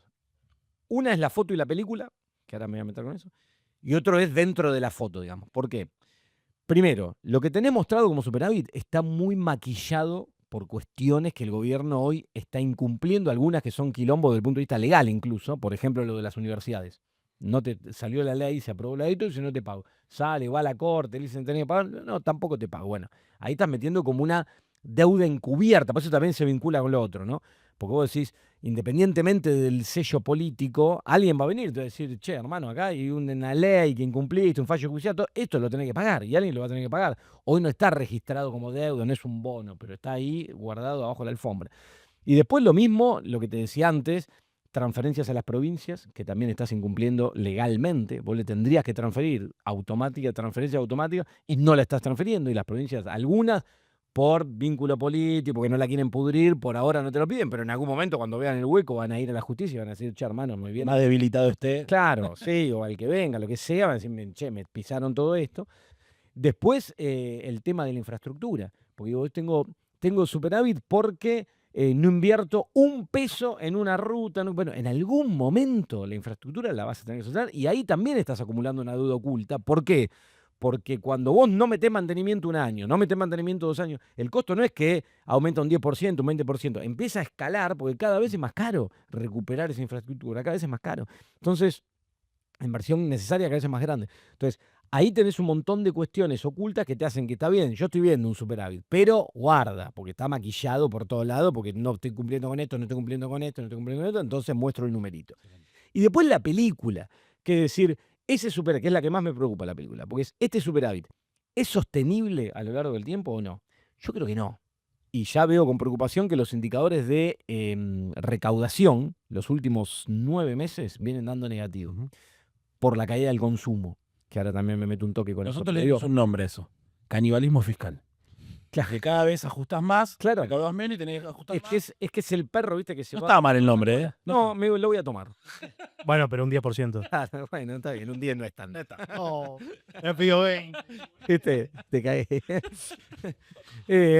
No, digo, ese círculo vicioso es real. Y a mí, ¿por qué me preocupa lo de la recaudación? Porque hoy no hay ninguna política económica que vos digas que te va a revertir la tendencia de la actividad. El gobierno descansa en su idea del efecto derrame. Esto es muy parecido a la década del 90. En la década del 90 te hablaban del efecto derrame, el derrame no llegó nunca, lo explicamos 80.000 veces. Ahora vuelven a hablar de lo mismo. No, si seguimos generando dólares porque vaca muerte, esto, que lo otro, en un momento derrama. Bueno, no va a derramar nada, menos en el contexto que estábamos describiendo recién internacional, la tecnología y todo esto, menos. Entonces, te cae la recaudación. Te obliga a recortar cada vez más del lado del gasto para seguir cumpliendo con eso, en un momento no lo vas a poder sostener. El problema es que el mercado financiero mira eso muy de cerca. ¿Cuándo empieza a colapsar la convertibilidad? Que después explota en 2001, pero ¿cuándo empieza a colapsar? Allá por el 96, ponerle después del efecto tequila, que fue en el 95, porque pierde el superávit fiscal. Era un esquema parecido a este, no del todo, porque había convertibilidad, que te fijaba el tipo de cambio por ley, qué sé yo, pero estaba muy sustentado en el equilibrio fiscal o en el superávit fiscal. Cuando perdés esa variable, se te empieza a ir toda la mierda, te sube el riesgo país, entonces se te empiezan a cortar las fuentes de financiamiento, no puedes financiar nada, y todos los problemas de competitividad y eso que venías ahí metiendo bajo la alfombra, se hacen visibles, te explota. Bueno, hoy hay algo muy parecido, que es, te cae la recaudación, debilitas el mercado interno, cada vez recauda menos, cada vez tenés que recortar más del gasto, en un momento no puedes recortar más, porque está en infraestructura no pones un peso, a las provincias ya no le pasás, a las universidades de la educación no le pasás, las jubilaciones las tenés atrasadísimas. ¿Y qué vas a hacer? En un momento, ¿de dónde más vas a Yo he recortar? escuchado a muchos libertarios plantear que la reactivación iba a venir por el crédito. Claro, bueno, cosa que hoy no hay, digamos, y además otro tema. Hablar de que vas a reactivar por el crédito en un país que tiene el nivel de mora más alto de los últimos 30 años, ¿crédito a quién le vas a dar? Digamos, si hoy el moroso que está ahí arriba no le puede dar más crédito. Entonces, ¿a quién le vas a dar crédito? Ahora metieron esta huevada, que para mí es peligrosísima, de poder liberar dólares de los bancos para darle préstamos a quien no genera dólares. Esto, para el que nos está mirando que se entienda, después de la crisis del 2001 y ese colapso general, que con la convertibilidad vos le prestabas a cualquiera pesos o dólares de manera indistinta, si bien todos sabíamos que por más que existiera esa ley, no era lo mismo un peso que un dólar. Bueno, y después cuando eso se libera y todo, colapsó todo. Bueno, ahora después de eso se aprendió y se había metido una restricción en el sistema financiero que era los bancos le pueden prestar dólares solo a aquellos que generan dólares directamente. Por ejemplo, exportador.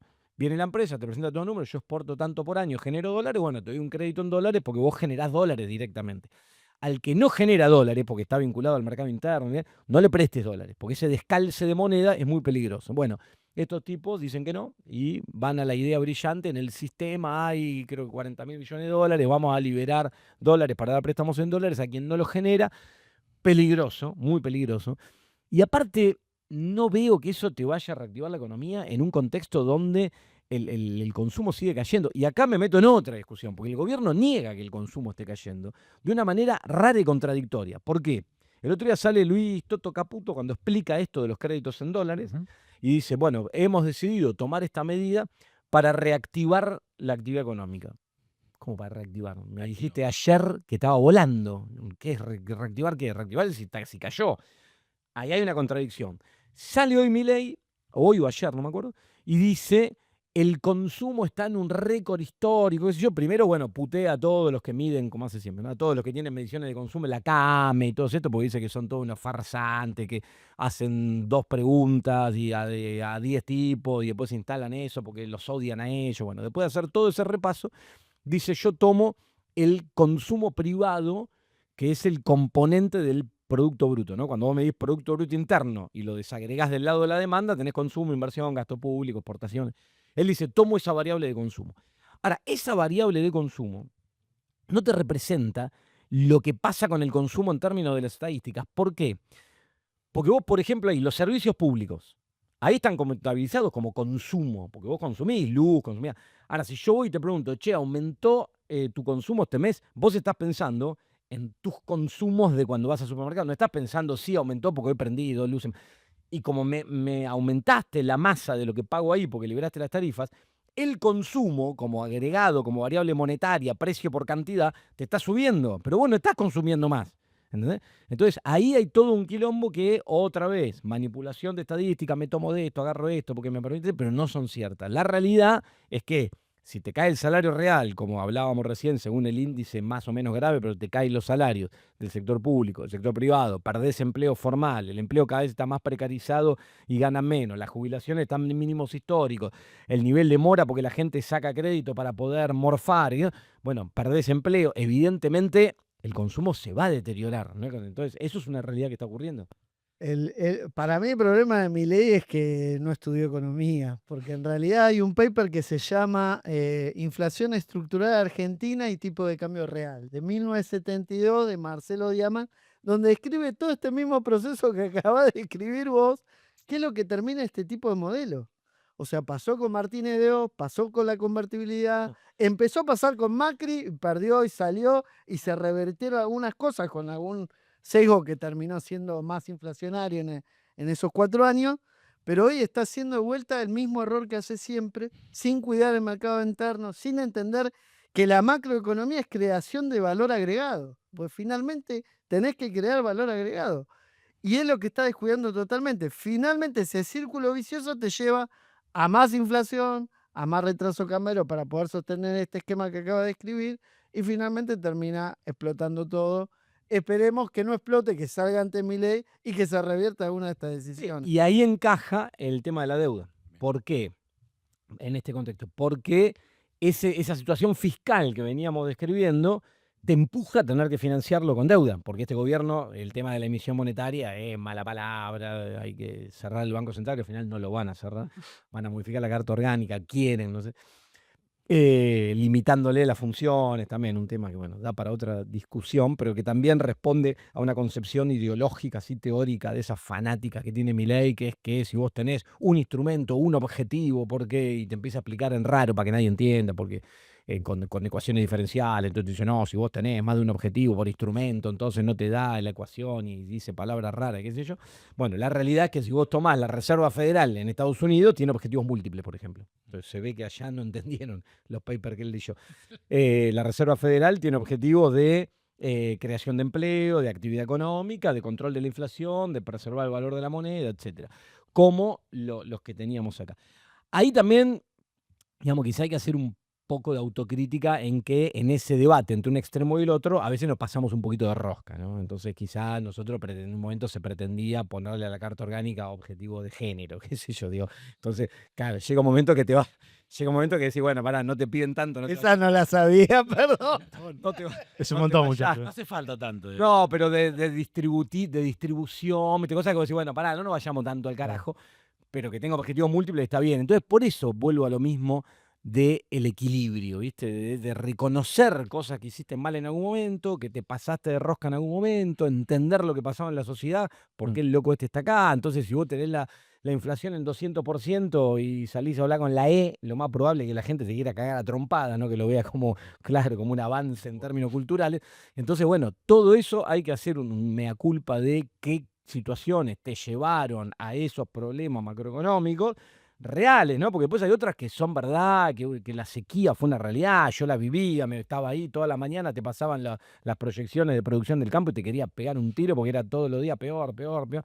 Bueno, eso es real, pero atrás de eso había una ineficiencia, una descoordinación, un quilombo político. Yo ahí creo que tengo una respuesta igual. Es que ustedes son demasiado cucas, porque yo escucho carajo y ellos me dicen que el presidente juega ajedrez en 4 dimensiones Sí. y que es experto en crecimiento económico. Lo que pasa es que ustedes no la ven. Simplemente Claro, no la ven. con y sin dinero. Con y sin dinero. El sin dinero es de la gente y el con dinero es de los muchachos Lo que- del sistema lo que- financiero. Lo que sí la ven, además de lo que los cucas, son los organismos internacionales que miden el riesgo país. Porque fíjate que el riesgo país Sí. no baja, No. no perfora los 400. Y pasó lo mismo en el menemismo, que no perforó los 510 en el caso del menemismo.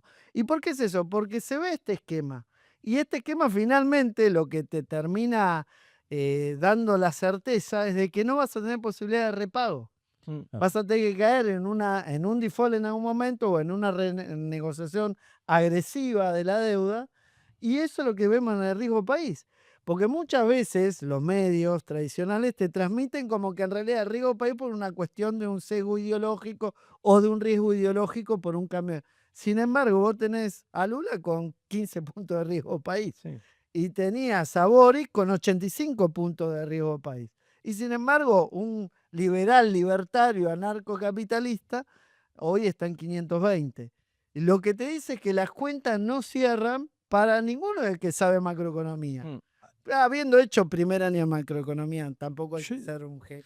Yo tengo una pregunta para los economistas, para ir bien derecho y directo, que es, ¿que te importa el riesgo país? ¿Es de derecha? ¿Y que no te importa es de cuca? No, ¿ves? Ahí hay otro tema. Hay otro tema que es también lo de los extremos, ¿no? De decir, no, yo tengo que hacer toda mi política económica con el único objetivo que baje el riesgo país, que se pará, porque el riesgo país, digamos, es una medición que se desprende de la rentabilidad de los bonos, y eso tiene que ver con el precio de los bonos, que es un mercado especulativo donde hay inversores concentrados, que no es que están mirando tanto cómo te va vos en términos distributivos de industria, que están mirando sus intereses, si vas a pagar o no, y después cuando no se dan vueltas, se van, capital golondrina, apretaron un botón y te dejaron, vamos a decirlo técnicamente, culo al norte. Así se dice en las maestrías de... El tema. sí, sí, sí. Entonces digo, esa es una realidad. Pero pues del otro lado, tampoco es, no, el riesgo país no me importa. Porque sí, hermano, te importa, porque estás en este mundo. Yo tuve una discusión en su momento, en la previa a la elección que después termina ganando Macri, estando ahí formando parte del gobierno, que tenía que ver con los fondos buitre.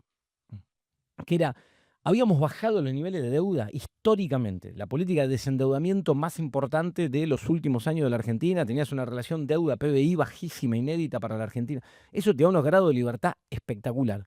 Yo en ese momento decía, ¿por qué abrazarte esa bandera de patrio buitres, y putearte contra el tipo si esto va a terminar mal? Le estás dando una bandera del otro lado a esto que van a ir, le van a pagar los tipos que tienen, van a arreglar, van a volver al mercado de crédito y con eso van a ganar 2 o 3 años, que es lo que hicieron. Después les explotó todo por ineficiente, inútiles, pero van a hacer eso. Digo, ¿por qué no abordamos este tema técnicamente? Te sentás a hablar con los tipos, no le das todo lo que querés, no te bajás los pantalones, porque aparte había cláusulas, paripás, un montón de quilombo que era, si yo le doy esto, corro el riesgo que después los demás me pidan lo mismo, quiebro, bueno.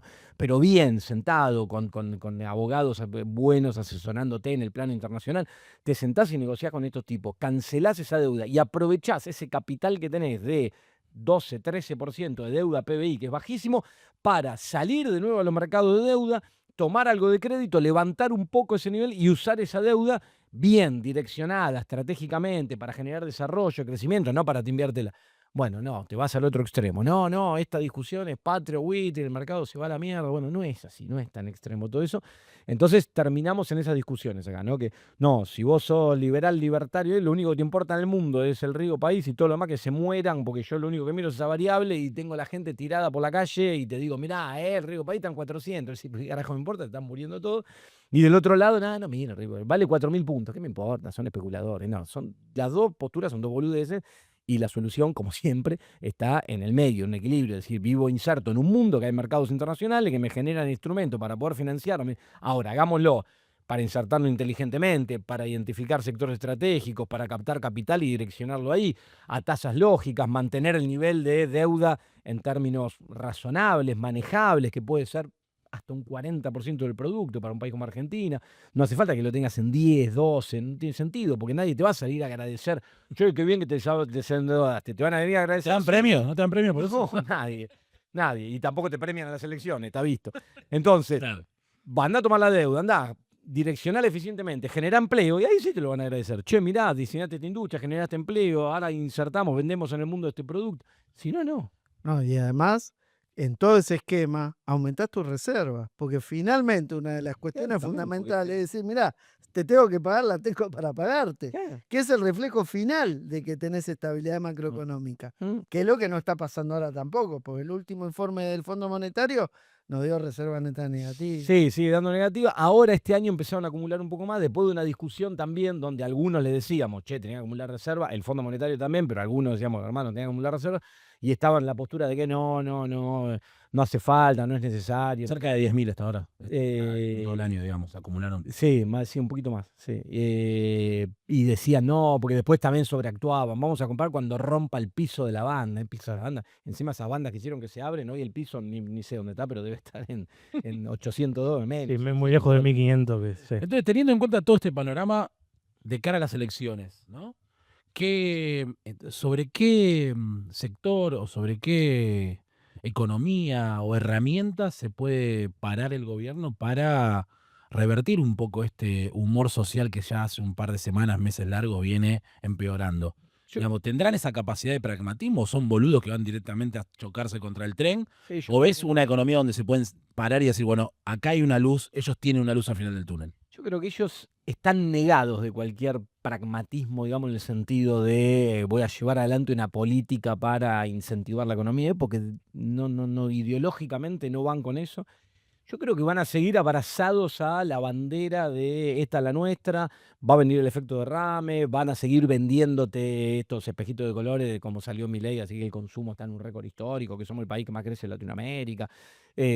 Pero, como te digo, ese discurso, si a vos tu realidad no es esa, y en un momento ya no permea tanto el discurso, van a salir otra vez con la bandera de que bajaron la inflación, que tomaron el desastre que tomaron, bla, bla, bla, bla, y tratar de convencer por ahí.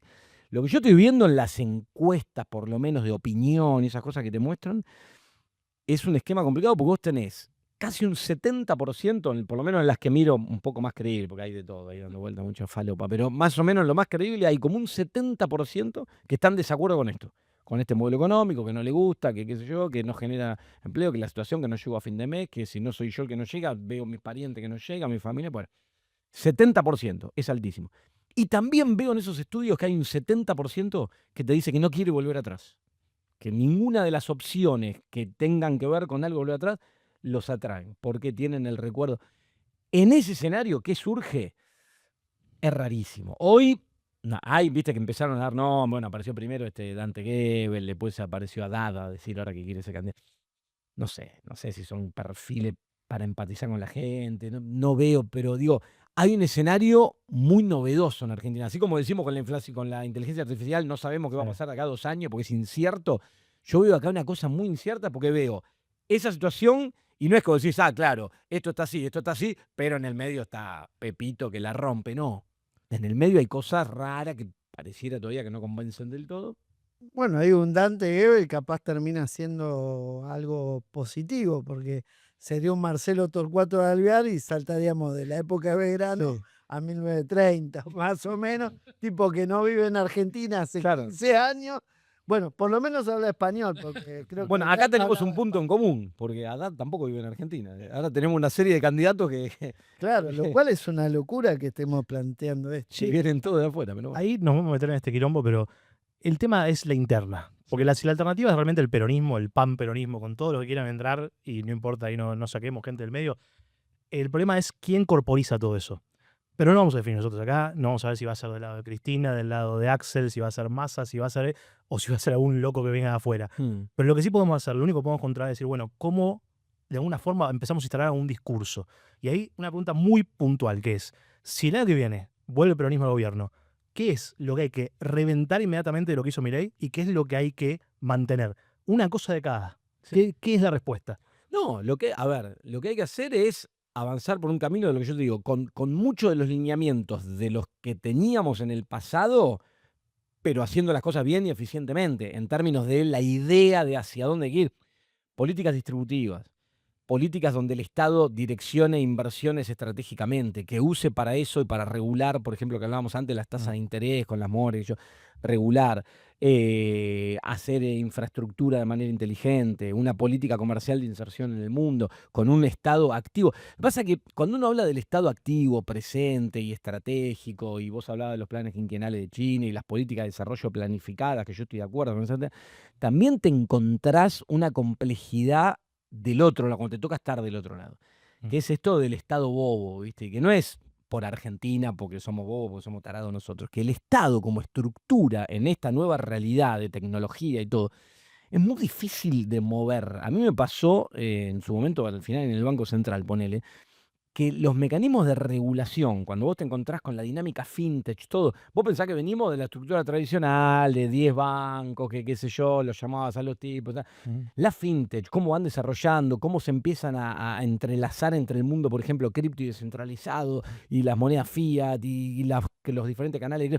Es muy difícil de regular desde los instrumentos que vos tenés. Entonces, a mí me pasaba que yo veía, me recordaba mucho, no sé si todos la vieron acá, la serie Billions. Sí. ¿La viste? ¿No sé?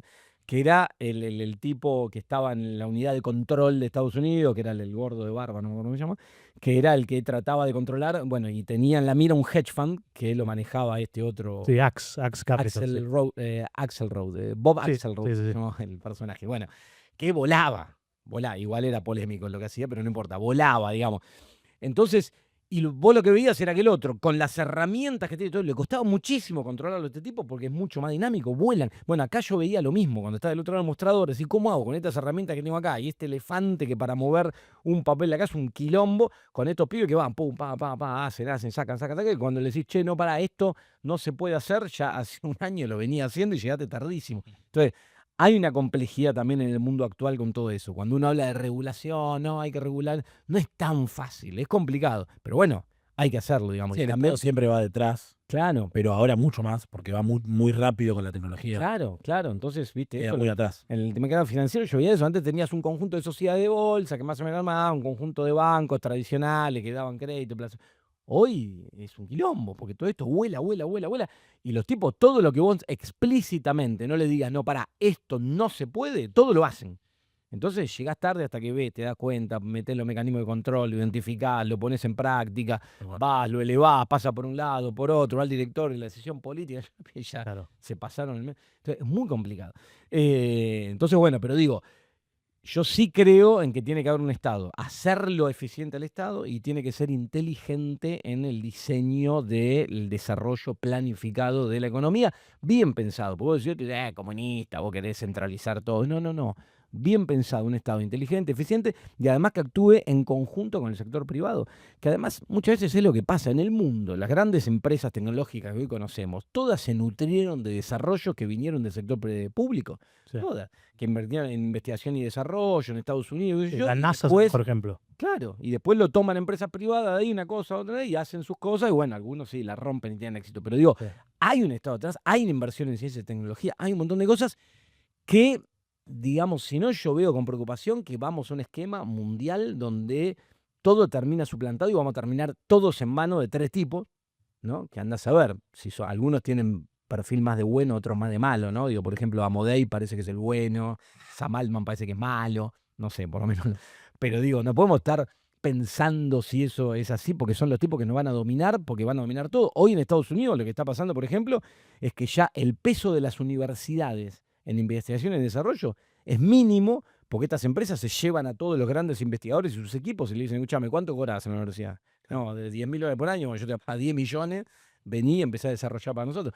Entonces, todo eso empieza a ser una concentración de poder en pocas manos, que si los estados lo van a mirar así como gile, como pareciera que está pasando en muchos lugares, te va a pasar por arriba. Y vamos a terminar todos en manos de 3 tipos que no sé qué carajo quieren hacer con el mundo. Entonces, bueno, Es interesante porque el problema es la representatividad. O sea, vos podés pensar que el Estado es la peor mierda que hay en el mundo, pero mientras estés en un esquema democrático, al menos tenés un mecanismo para incidir algo. claro. El problema es que quizás tengamos que llegar hasta que se rompa absolutamente todo y solamente nos quede esa opción para que muchos compatriotas se den cuenta de que esa herramienta valía y que había que hacerla valer aún más. Y justamente son estas discusiones, loco.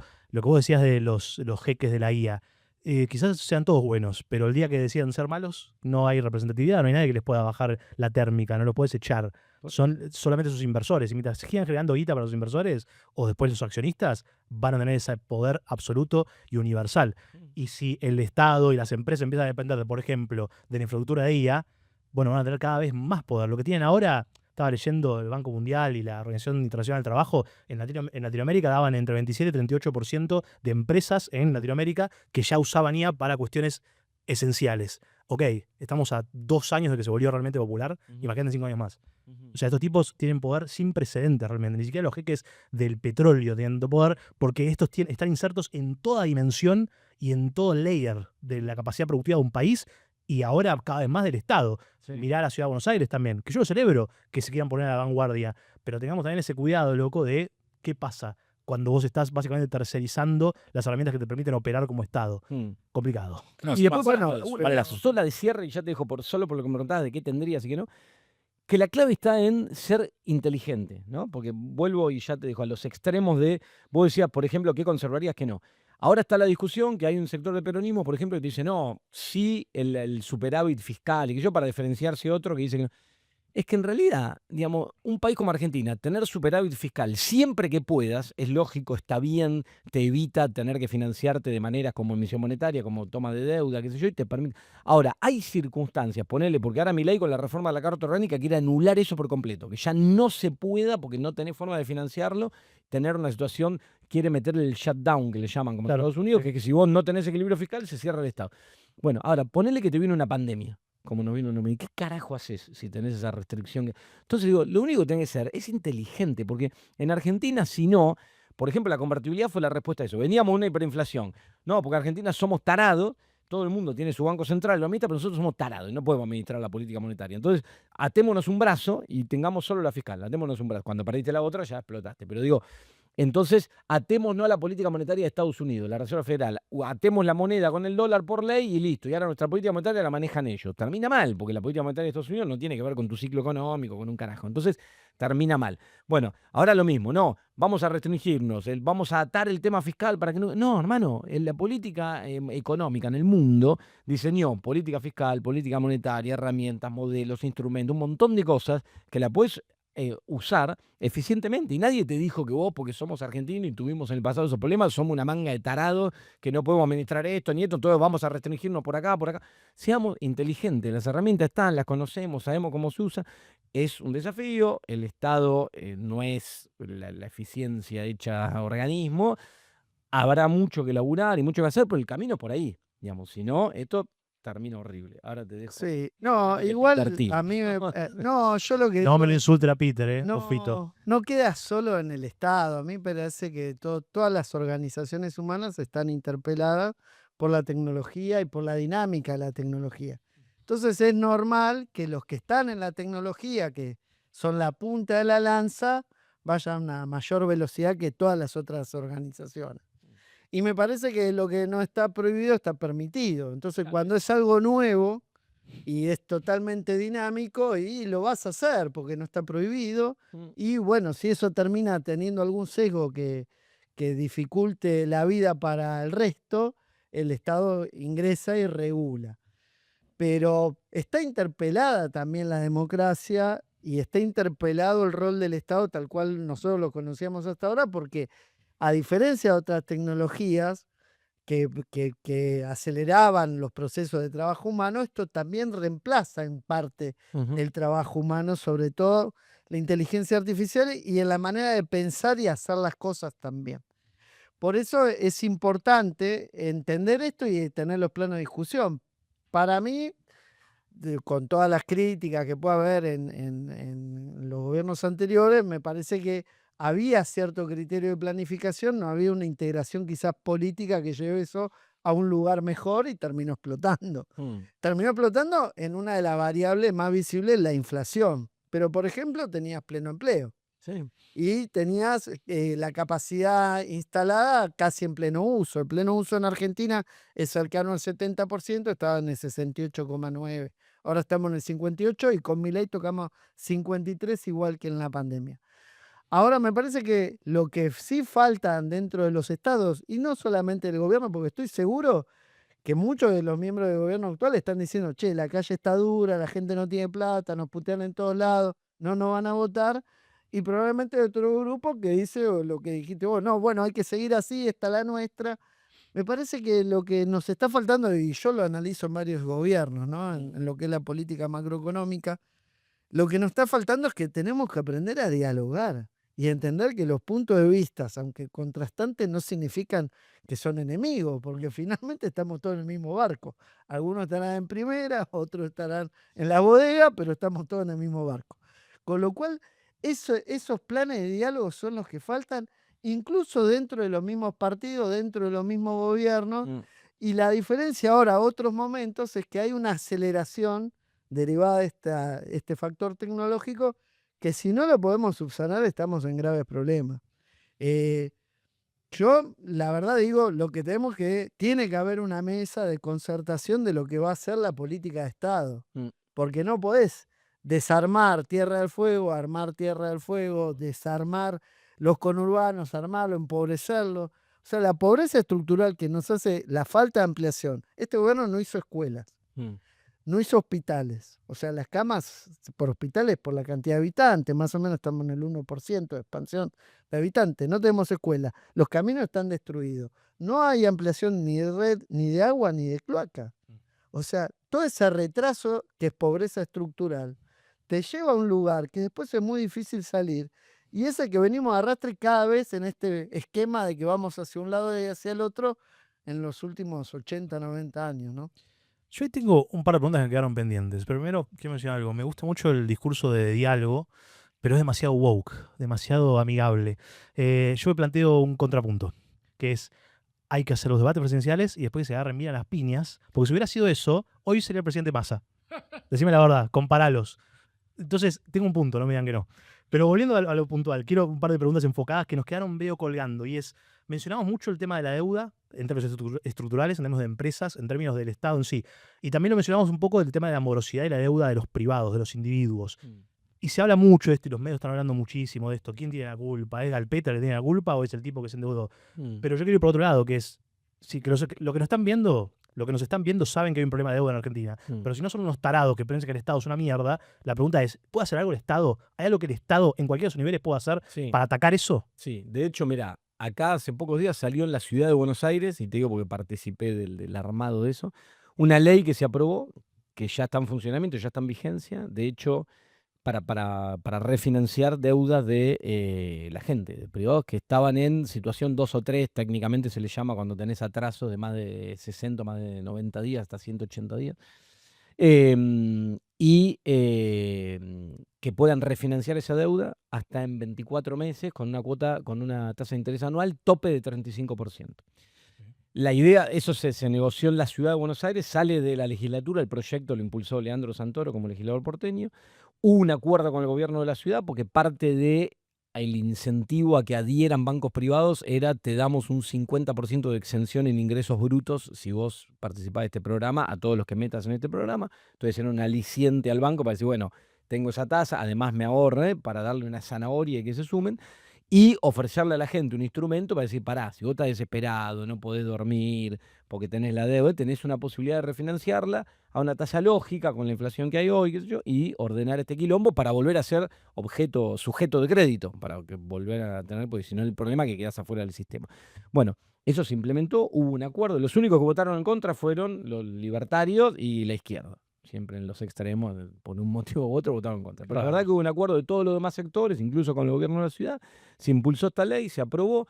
Además del Banco Ciudad, que es el principal actor por su peso en la ciudad de Buenos Aires, adhirieron 10 bancos privados más, nacionales, internacionales, que se me vienen a la cabeza: Santander, ICBC, de los internacionales, nacionales, Galicia, Superville, Macro, digamos, algunos más chiquitos, Banco Piano, Comafi, digo, el BBV como internacional, un montón de bancos adhirieron al programa y le estás dando una ayuda a la gente. Y ahí hay una intervención del Estado que está ayudando a la gente para poder refinanciar eso. Del otro lado, lo que recibimos como respuesta de parte del gobierno fue: esto es un acuerdo entre privados, nosotros no tenemos nada que hacer, porque el gobierno lo que justifica es que el Banco Central tiene la potestad para hacerlo. Hay un artículo de su Carta Orgánica que dice que puede regular el crédito, las tasas, fijar límites, todo, no lo hace.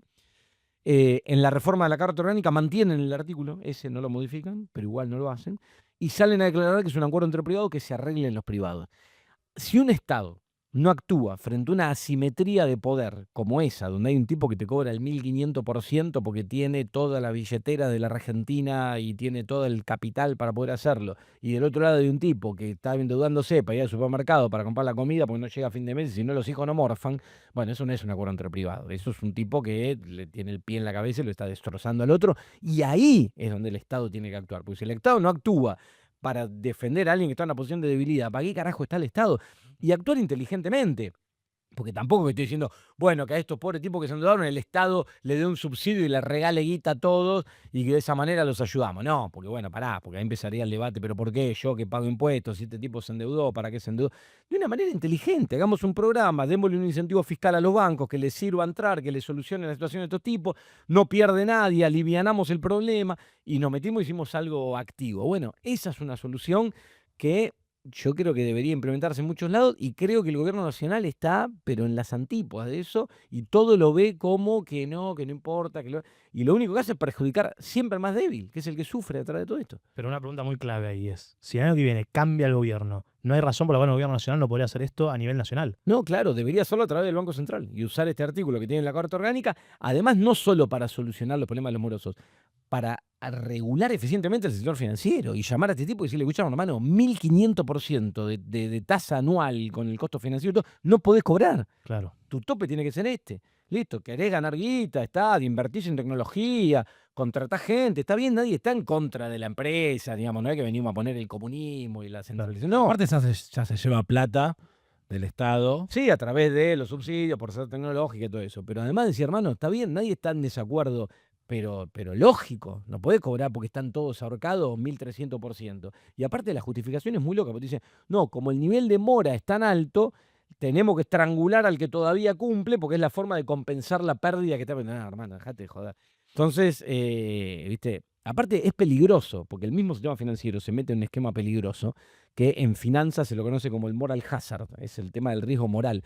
Es decir, si vos presionás tanto, en un momento del otro lado la señal, ¿cuál va a ser? Bueno, listo, no pague más nadie nada y que esto se venga abajo y vemos, repartimos y damos de nuevo y van a venir los bancos desesperados a decir: bueno, te refinancio al 20 porque si no me meto todo esto, como se dice. Claro, o ir al Estado a decirle sálvennos, No, como pasó muchas veces. es que en realidad, si todos se pasan a estar en cartera como morosos, el riesgo ya es totalmente sistémico. Claro, por eso. Con lo cual, las tasas se te disparan. O sea, vos generalmente la morosidad en Argentina fue hasta el 2%, 1,9%, 2%. Hoy está altísimo. Hoy está en La 12, billetera 30. casi 3. La billetera 30. Sí. Sí, la billetera La hoy. billetera es un actor nuevo. En la banca lo pueden medir históricamente. Sí. Con lo cual, es una locura lo que está pasando. Pero termina siendo sistémico y te termina derrumbando todo el esquema anterior de la banca tradicional. Aparte es una locura. El otro día simulaba en una de las billeteras estas, la más grande. Yo sigo sin dar. Decila. Simulaba, Peta. simulé un crédito. ¿Paga Alpedina vos? No, Se puede decir. Le paga para que no lo nombre. para que no lo nombre. Me dice: vos, con que digas la más grande ya está bien. El sobre llega. Bueno, buen negocio de tu parte igual.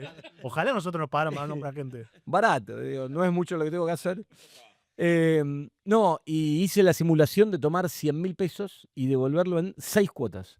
Devolvía 155. Claro. Es una locura, boludo, 55% en 6 meses, un delirio.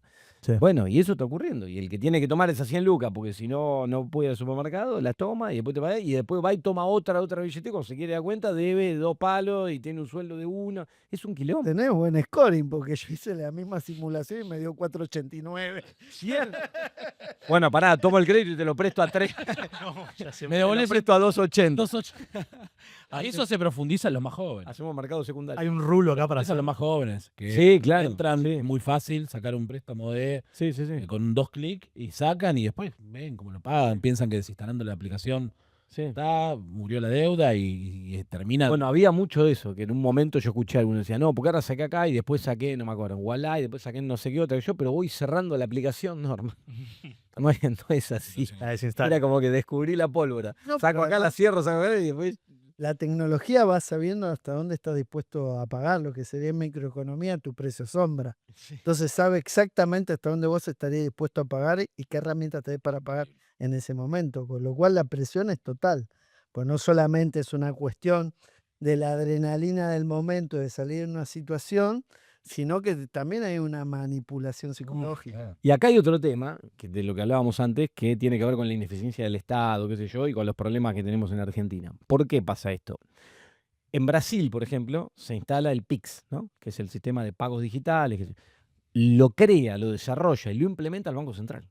Entonces, hoy Brasil, vos vas y pagás un choclo en la playa, cualquier cosa, todos PIX, te subís al auto de aplicación, viste que no digo marcas tampoco, estoy entrenado. Todos te PIX para cualquier cosa, un juguito, lo que sea. Toda esa información, de toda esa trazabilidad, de todos esos pagos, todo, la tiene el Banco Central, la tiene el Estado y toma decisiones sobre eso, sabe el nivel crediticio de cada uno. Toda esa información que es valiosísima la tiene el Banco Central.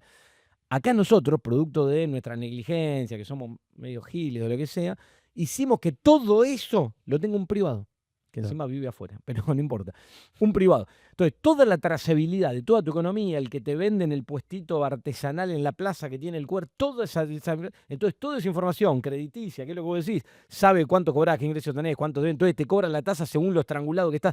Toda esa información de megadatos, de metadatos que tiene el tipo, la tiene de Big Data, qué sé yo, la tiene este pibe. Pero ¿por qué, hermano? ¿Por qué se la dejamos desarrollar un Yo privado? soy de la provincia de Buenos Aires y creo que si el peronismo vuelve al poder y al gobierno, la cuenta de DNI debería ser del Banco Nación.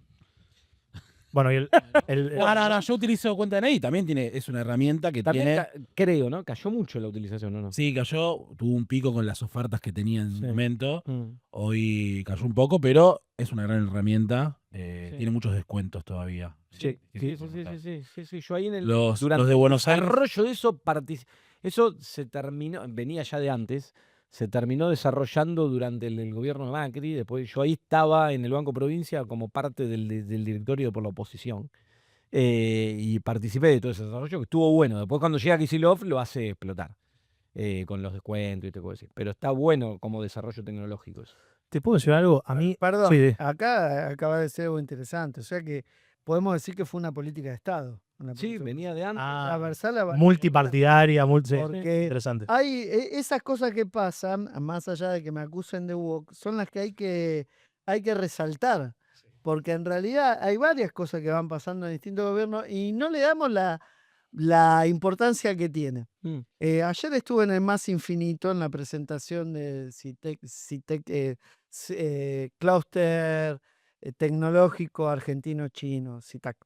Entonces, justamente pasa eso. El Más Infinito, el dinero lo consigue el gobierno de Cristina Fernández, lo empieza a construir Macri, lo termina Alberto y lo inaugura Alberto. Un exalumno de Exactas, ¿no? Sí, que la pegó afuera y es puso parte de- exactamente la idea de una política de Estado, que es lo que a veces Sacar un CAI, sí.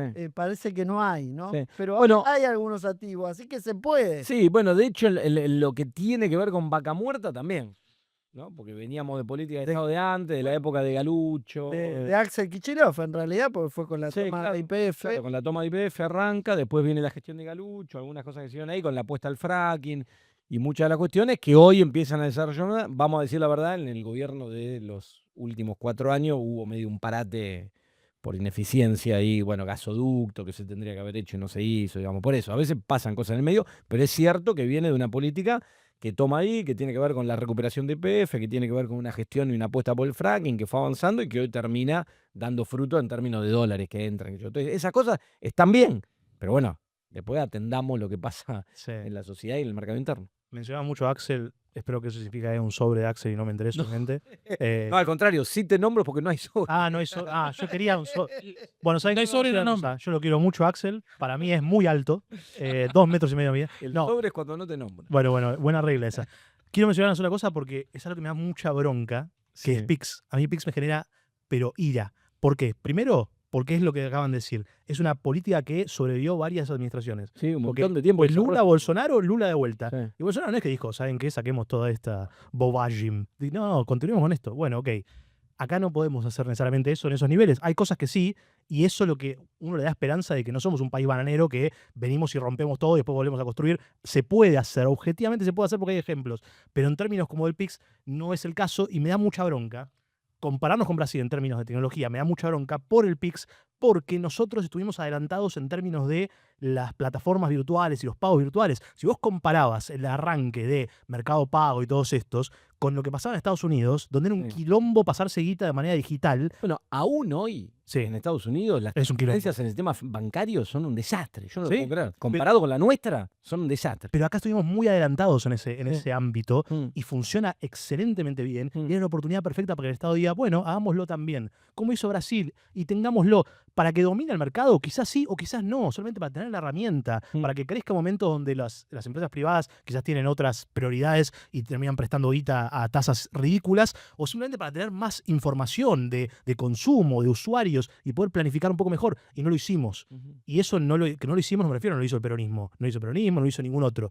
Que es una de las cosas que tiene que cambiar. Mm. Y tenemos que poder plantear y sentarnos en una gran mesa, ahí me pongo yo woke y de manera conversacional, en una mesa de día, bueno, ¿cuáles son las cosas donde al menos podemos ponernos de acuerdo? Después salimos de acá y nos reputeamos todos Mm. y nos odiamos todos, pero agarremos 2, 3, 4 verticales donde nos pongamos de acuerdo y avancemos, a pesar de todo. Mirar la distancia entre Lula y Bolsonaro, y sin embargo no se dinamitaron esas cosas. Después sí, capaz que se cagan a Sí. tiro entre ellos, pero hay cosas que no se dinamitaron. ¿No podemos hacerlo nosotros? ¿Somos tan bananeros como no podemos hacerlo? No, y después cosas que se discontinuaron y que se habían pensado bien. Un ejemplo acá, la SUBE. La SUBE se había pensado bien como instrumento, además de para eficientizar en ese momento los viajes, para modificar la política de subsidios para subsidiar del lado de la demanda, que tenía mucho sentido. Era decir, vos estabas subsidiando del lado de la oferta contra las declaraciones juradas, que eso daba lugar a un montón de abusos de sectores, y vos podías decir, voy a subsidiar del lado de la demanda, entonces te subías vos al bondi si lo integrás con un sistema como el PIX, yo sé cuántos son tus ingresos, entonces te subís vos a un bondi, bueno, a vos 100 lucas te tengo que cobrar porque sé que tenés ingresos muy altos. Por favor, no lo digas en cámara. Porque No, pero digo, el arca me va a romper, digo. subís al lado y nosotros pagamos, no sé, 5 lucas el boleto. Y atrás sube la chica que viene de trabajar por hora en la casa al lado y paga 500. Bueno, ese subsidio era inteligente. Bueno, se voló a la mierda, la sube, dejó de ser con nombre y titularidad y pasó a ser una tarjeta cualquiera. Bueno, después voló por el aire. Pero digo, un sistema que se había invertido un montón de plata, tecnología que se había implementado, todo, vuela por el aire. Y después a veces también con abusos de boludeces. Digo, yo me acuerdo en el gobierno anterior que en un momento hubo toda una inversión para pretender que el correo argentino cree un marketplace y le compita a Mercado Libre. Déjate de joder, hermano, no queme plata, ponete, viste, o sea, que ya está, si lo hubieras hecho cuando arrancaron, como Pix, ¿no? Ahora que hacer, no, voy a crear un sistema que ya está, el tipo ya está instalado, la eficiencia absoluta, funciona todo, que vas a decir vos con el Estado a tratar de moverlo desde ahí, no queme plata al pedo. Entonces, hay como también temas que atender, y es lo que digo al final del camino, la idea es inteligente. Hagamos las cosas de manera inteligente. No es que te tenés que limitar a que esto no, que esto sí, que este extremo, que el otro no. Seamos inteligentes, eficientes, administremos todo. El Estado tiene que invertir en investigación y en desarrollo para las tecnologías, tiene que implementar nuevas tecnologías, tiene que anticiparse, sí. Ahora, vamos a invertir un montón de guita en hacer un marketplace para meter en el mercado libre y no, ya no, hermano, por pensar otra cosa.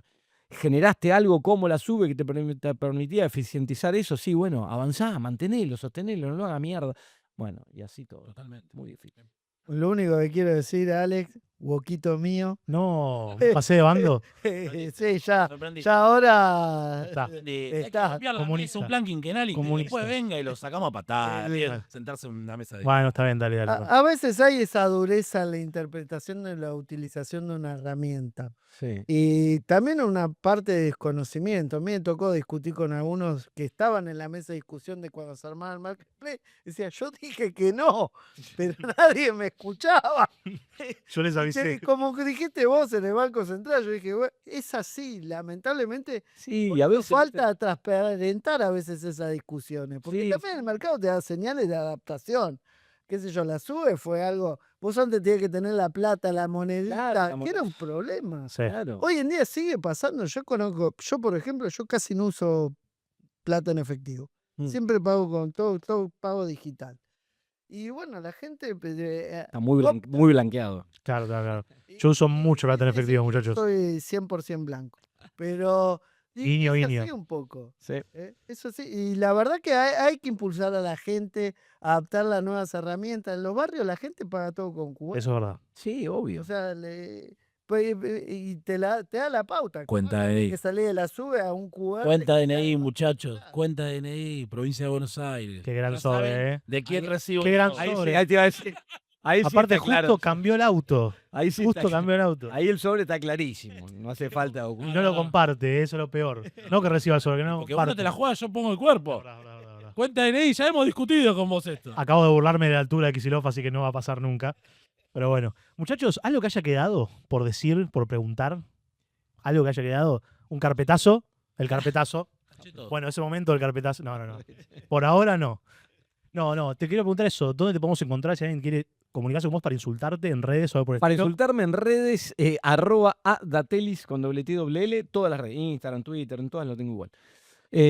Fácil, así me Bien, pueden listo. putear, copy-paste. y me Comunista, listo, ya llegamos más adelante. putean. Sí, y después nada, en medio no estoy haciendo un programa los miércoles a la noche en el Cronista Stream. Sí. Lo nombro a pesar de que sea Un gran competencia, stream, porque ahí sí. sí tengo un sobre. Lo vimos. Bueno, Pero es un gran stream. Aparte vienen varios personajes diversos y se vuelven. Sí, conversaciones claro, bueno, el interesantes. programa nuestro de hecho es bastante diverso. De hecho estoy con Mariana Berey, estoy con Antonio Arásquez, Claro. discutimos mucho. Hermoso. Pero, pero bueno, nada, ahí estamos y después no mucho más, ¿viste? Pues yo en un momento hice más medios, pero bueno, después de todo el paso por otros lugares, Se complica. es mejor, es mejor alejarte un poquito. trabajar desde otros ámbitos muy bien. Por supuesto. y ayudar a la construcción de lo que venga, siempre, digamos. Uno, bueno, te contaba que participé de la ley esta acá en la ciudad por mi vínculo con Leandro, pero igual después también en algunas mesas de trabajo que se convocan y todo, participando y queriendo. A mí lo que me molesta a veces son estas, mucho la interna, ¿viste? Ridículas, que uno no termina de entender, ¿viste? ¿Qué carajo están discutiendo? Cosas propias, privadas de ustedes. Bueno, no se arreglense, hermano, se van a trabajar. ¿Cómo le solucionamos la vida a la gente? Claro, porque después no, porque este me dijo y aquel en un momento no me llamó, bueno, o sea, hermano, arréglense esto también. Pero bueno, así que ahí dispuesto a lo que venga y expectante, porque te digo que estoy viendo este escenario medio raro donde pareciera que fuera a aparecer algo que todavía no logro divisar, pero bueno, ojalá que sea algo que nos ayude a todo y que permita ordenar todo esto y tener un Estado presente, eficiente, política de desarrollo. En este programa somos muy optimistas sobre el futuro.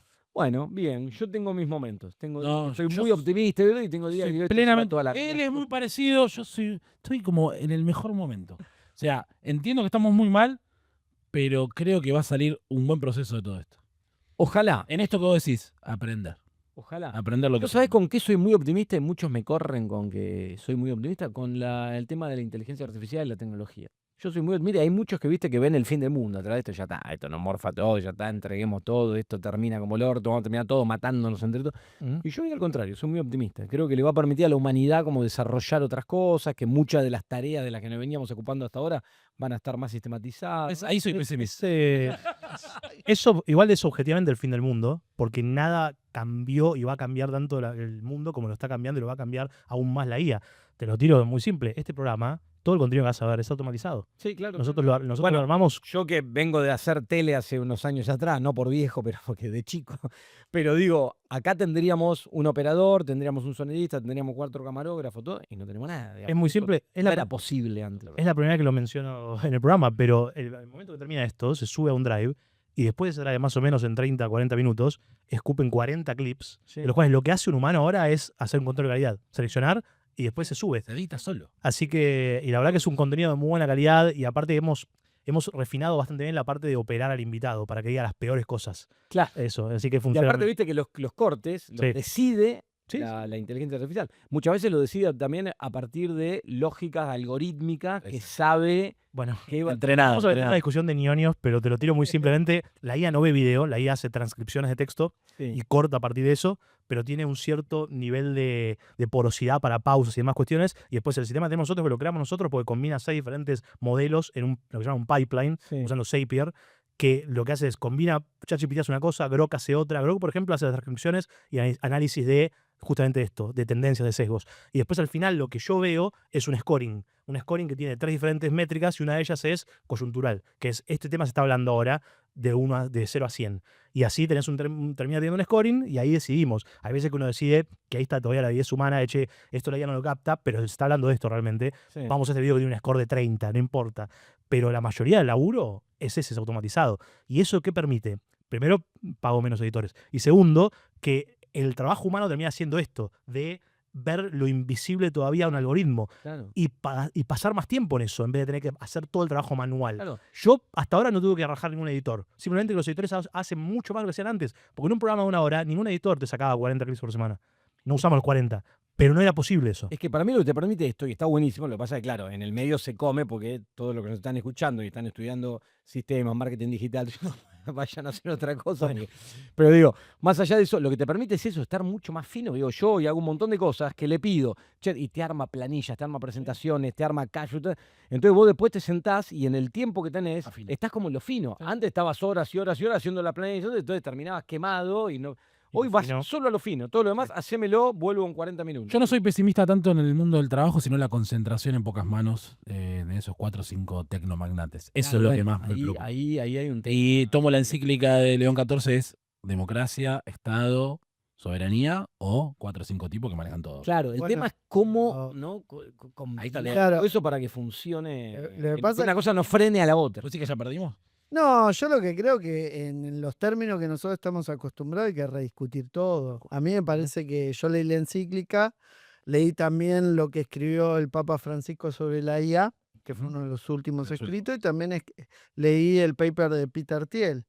Y la coincidencia entre Peter Thiel y los papas es que van a los temas que hay que abordar. La democracia tal cual la conocemos va a seguir, viene la democracia líquida, va a ser una democracia que ya no va a ser representativa, porque la tecnología va a permitir que todos votemos por cada tema, si queremos. Y otro, Si queremos. y el sistema. Bueno, no, por y el, eso, la discusión es esa. ¿Mm? El mundo tal cual lo conocimos nosotros cambió. Sí, sí. Pero yo, a diferencia de vos, Ale, pienso que no es la primera vez. El sistema fordista cambió totalmente todos los parámetros y los esquemas de poder de lo anterior. ¿Cuándo fue la otra encíclica? Eh, Fue fines del siglo XIX. Una encíclica que empieza a tener en cuenta al trabajador. Y ahí nace la doctrina social de la Iglesia. Bueno, esa encíclica y esta para mí son 2 puntos importantes en la historia donde cambia un poco la lógica en la que el mundo está ordenado. es que vos decís del sistema político y la democracia. También el sistema económico. O sea, Mm. todo. el trabajo deja de ser el eje ordenador, rector y generador de ingresos. Yo por lo que acabamos de decir, esto que acaba de decir vos que pasa acá, pasa en todos lados y hay un montón de gente que antes se hubiera insertado que ahora no. Entonces digo, va a cambiar esa lógica. ¿Y cuál es ese nuevo esquema económico? La renta universal, dicen muchos. No sé, puede ser. Perdón, cuando estuvo el tema con la discusión con el Fordismo, Henry Ford fue uno de los primeros que habló justo de los días libres, sobre el seguro de salud, el seguro de desempleo, pues justamente lo que también se creía en ese momento era que se acababa el trabajo, o iba a haber poco trabajo para pocas personas, porque la línea de producción aceleró todo el método productivo que había antes, y lo que eran los órganos rectores de la sociedad, como los gremios artesanos, desaparecieron. Mm. Y hoy en día estamos en la misma discusión. Me parece que Hay que tomar como ejemplo eso y entender que sí, lo que nosotros conocimos, por más que nos aferremos y querramos que siga igual, no va a seguir. No saben. ¿Saben cuál es Siempre. otro punto en común? Inéditamente entre 3 o 4 tipos. Sí, claro, claro. No, inéditamente no. En ese momento eran los capitanes de la industria. Pero había estados más fuertes. No, todavía no, porque casi todo el financiamiento de la parte política de los estados, incluso de las Por revoluciones. eso deriva la Primera Guerra Mundial, había estado. Claro. Por eso. Por- Hoy ya ni hay eso. Bueno, es que capaz no lo estamos viendo todavía. Capaz estamos en una etapa que no estamos viendo eso, porque tampoco los que estaban en ese momento referenciaban que ¿Cuántas horas tenés para el programa este? Que me pongo... Sam Altman dice que vamos a la renta universal. De hecho, Y ya puede creó ser. WorldCoin, que es de él. Sí, hace un tiempo ya WorldCoin.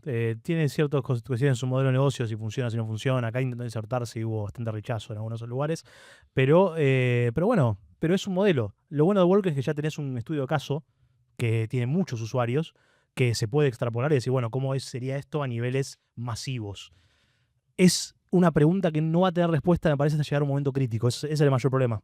Porque no sé si es posible predecir realmente cómo aplicarlo hasta que no haya un punto de quiebre real donde quizás pase esto, sea un derrame de no hay suficiente laburo. O quizás, como dice Robert, quizás esa reconvención pasa más rápido y hay otros laburos que hoy no existen. Porque además la otra pata es que tendrías superabundancia, supuestamente. A menos se la queden ellos. Pero termina la economía de la escasez, pues el análisis económico. Claro, de la claro. escasez, ¿no? Entonces vos tenés Niclan. superabundancia, termina eso. no tenés laburo. Bueno, uno diría en el optimismo que me... repartila, loco. Y nada, repartila eficientemente y dedicámonos todo a pintar cuadros. Niclan Ese- plantea eso. perdón. La democracia le pone un límite a ese proceso que vos planteás. Niclan es otro de los filósofos. Lo recomiendo leer, ese sí da un poquito más de miedo. Dice, la democracia le pone un límite a este superdesarrollo de Claro. capitalismo. Entonces, no necesitamos democracia. Por eso cuando vos decías la democracia, el Papa, la encíclica y los grandes capitales, es, bueno, pero ¿cómo haces eso para que la democracia o los No sea un sistemas o los límite para- estados no sea un límite para eso? Porque para, ir a estos tomar un tipos- café ahí igual, me parece. Sí. que estamos- Dale, tenemos. Para tenemos estos que tipos, terminarlo. la democracia, y por eso Peter Thiel sale con ese discurso, y los estados son un límite a eso. Entonces, listo, hay que limpiarlo. Bueno, van a ser 4 tipos los que dominen el mundo, qué sé yo. Bueno, Y bueno.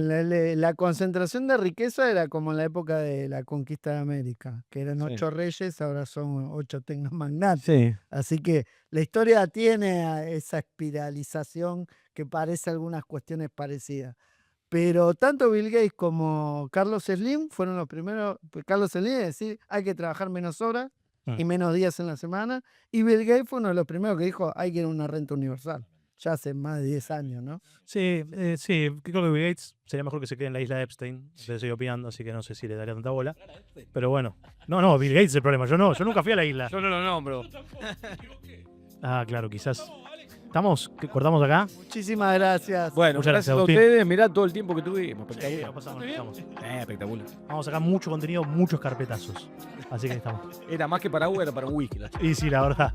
Muchas gracias.